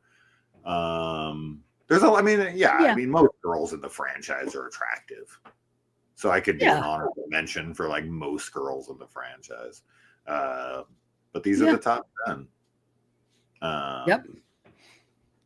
Yeah. Yep. Good stuff. Yeah, it was fun. I mean, you got an open invitation. You want to talk about something else? We had talked about covering the Blackwell Ghost franchise once I finish it. I've watched 4 of 8 now. Oh, you got them already. Oh, wow. Look at you. Okay. Yeah, we'll be watching 5 probably tonight. Wow. So yeah, I've never seen 5, 6, 7, or 8. So these will be all new from here. Oh, that's cool. Good. Yeah. Good. You'll enjoy your time with them. I rate them all like right around the same. They're all just fine. They're all just fine to watch. Nothing's. Yeah. I think I like I the really second one the best, believe it or not. But I Oh, just yeah. I don't. Probably my I favorite can't. of the 4 so far. Yeah, I don't think anything else separates the other ones, especially after. Once you get to the last 4, it becomes very just about him doing his things. You know, it's Yeah. just it's a little different. But it's still good. You know what I mean? It's still enjoyable. I have the I mean, same Sam, by the way. the same what fan? Sam in your background. Oh, Sam. Oh, you got him from like the Trigger. Yeah. I worked at Party Spirit City. Halloween. Oh yeah, Spirit, not Party City. Spirit Yeah. Halloween, right? You Yeah, I worked at worked Spirit? Yeah, last year I worked there for fun, like while everyone was at work and school. I was just like, That's fuck it, cool. I'll go over there. I only worked like 2 days a week for 4 hours a day, but Oh, I okay. got 30% off. And then once the year ends on November 1st, when you start like Oh, sales or yep. whatever, they allowed us to put things in the back. Nice. And I got them for like 75% off, or I forget That's what it was, amazing. but I Wow. paid like nothing. I got a whole mess of things for nothing. That's great. I want that Krampus one so bad. I want to put it up during Christmas time. I'm trying to remember the big thing I got that was like super cheap because I bought it on the sale. What the fuck was it? There was something. I go every year. Yeah. Every you November gotta- 1st, I get bullshit there, and I spend maybe $100. Nothing crazy, but just anything with a Friday the 13th logo on it that I didn't have already. Little knickknacks, little different things that are cool. You know what I mean? Every November 1st. Yeah. Well, why don't you tell everyone where to find you? And even though you're on Patreon only and you look like you're jacking yourself off right now. Oh, Perfect. I'm super kicking the little guy. Yeah. Well, Exploding Heads Horror Movie Podcast. There's lots of stuff. Oh, the only stuff that's on Patreon now is everything from $250 on, which is it's always going to be just for the patrons because we're ending at 300, so it's just going to stay there. But everything else we did, it's slowly getting there. I don't know what shows out there now, but there's a bunch out there. Either way, they're on YouTube and they're on everywhere, iTunes, etc. Spotify. Yeah. If you guys like my show, you'll probably like theirs. It's a lot of like, bullshitting. Like when they say that they're going to do a review of something, get prepared. It's going to be an hour and a half before they actually even talk about the film they're there to talk about. At this point, yeah. Yes. So if you like just kind of like banter and dudes ribbing each other and yeah, I think it's a really fun discussion hangout. And they're definitely not PC. Yeah, true. With what they say, which is good, which is why I stayed. And this is perfect. My wife's about to go on break. My kids are getting out of class. Perfect time to get off. So beautiful. Yeah, we did way longer. Dave was only supposed to be here for 2 hours. He was supposed to get off an hour ago, but I hope we didn't go too long after. But nah, it's all good, man. This is almost exactly how long. I did 3 hours with Brandon, so I did a little longer with him, but this is perfect. Thank you for the Halloween 3, Stacy Nielkin, Ellie Grimbrick. Love. Thank you. Yes. Yeah. Yeah, that's great. Who expected that? Nobody. I'm glad until you started saying that. I'm glad we didn't bring Bob in because he would have said Lindsay. Yep. And then we take off Lindsay's clothes. That is the weirdest line in the franchise. That is the weirdest line in the franchise. I'm pretty sure he meant to say he meant to say yeah. And they just he had to have. He had to have because rip off Lindsay's. She goes totally and laughs. And I'm like, girl's like 6 years old, dude. Right. What the fuck are we talking about? She should have come back and got revenge on him. And oh no, he's already dead. I was because she did come back to the franchise. It's crazy. I'll never understand. I guess it's a joke. I mean, that's possible. You and I make fucking really, really true jokes. True. But I don't know. It feels weird. It feels so out of place. Did you watch any of those videos I sent you that I made? Oh no, well, I've watched the one before, but no, I gotta watch. You said they were shorties. Oh, you're I'm gonna fine. watch them. I No, I'm you know, gonna. yeah. I I just have a need reminders. I have a whole mess of Halloween videos that I made. I made a Who Kills Linda video, which is a funny one. I did the Who Lasts Longer between Judith's boyfriend and Linda's boyfriend. Because everyone gives shit to Judith's boyfriend for being the one-hit wonder. In the beginning. Yeah. But I actually do a time code on the screen of who lasts longer. You'll be surprised on who wins. Wow. Nice. And then I do a who's responsible for the death of Ben Tramer. There's some fun little breakdowns. Those are quick little fun like gag things. And then I do like the top 10 franchise goofs, the top 10 like biggest mistakes in the franchise. Like wow, directions that they would have went with the franchise and stupid things they added that fucked up the whole story of the franchise. Oh, that's great. There's a whole That's bunch my of kind of videos. discussions. Yeah, I think you'll enjoy them. And then you should watch, and I'll watch yours. The Scream did not save horror in the 90s. Mine is actually not, you can't watch it. It's actually on Jay of the Dead's New Horror Movies, which is another podcast I do, just not nearly enough.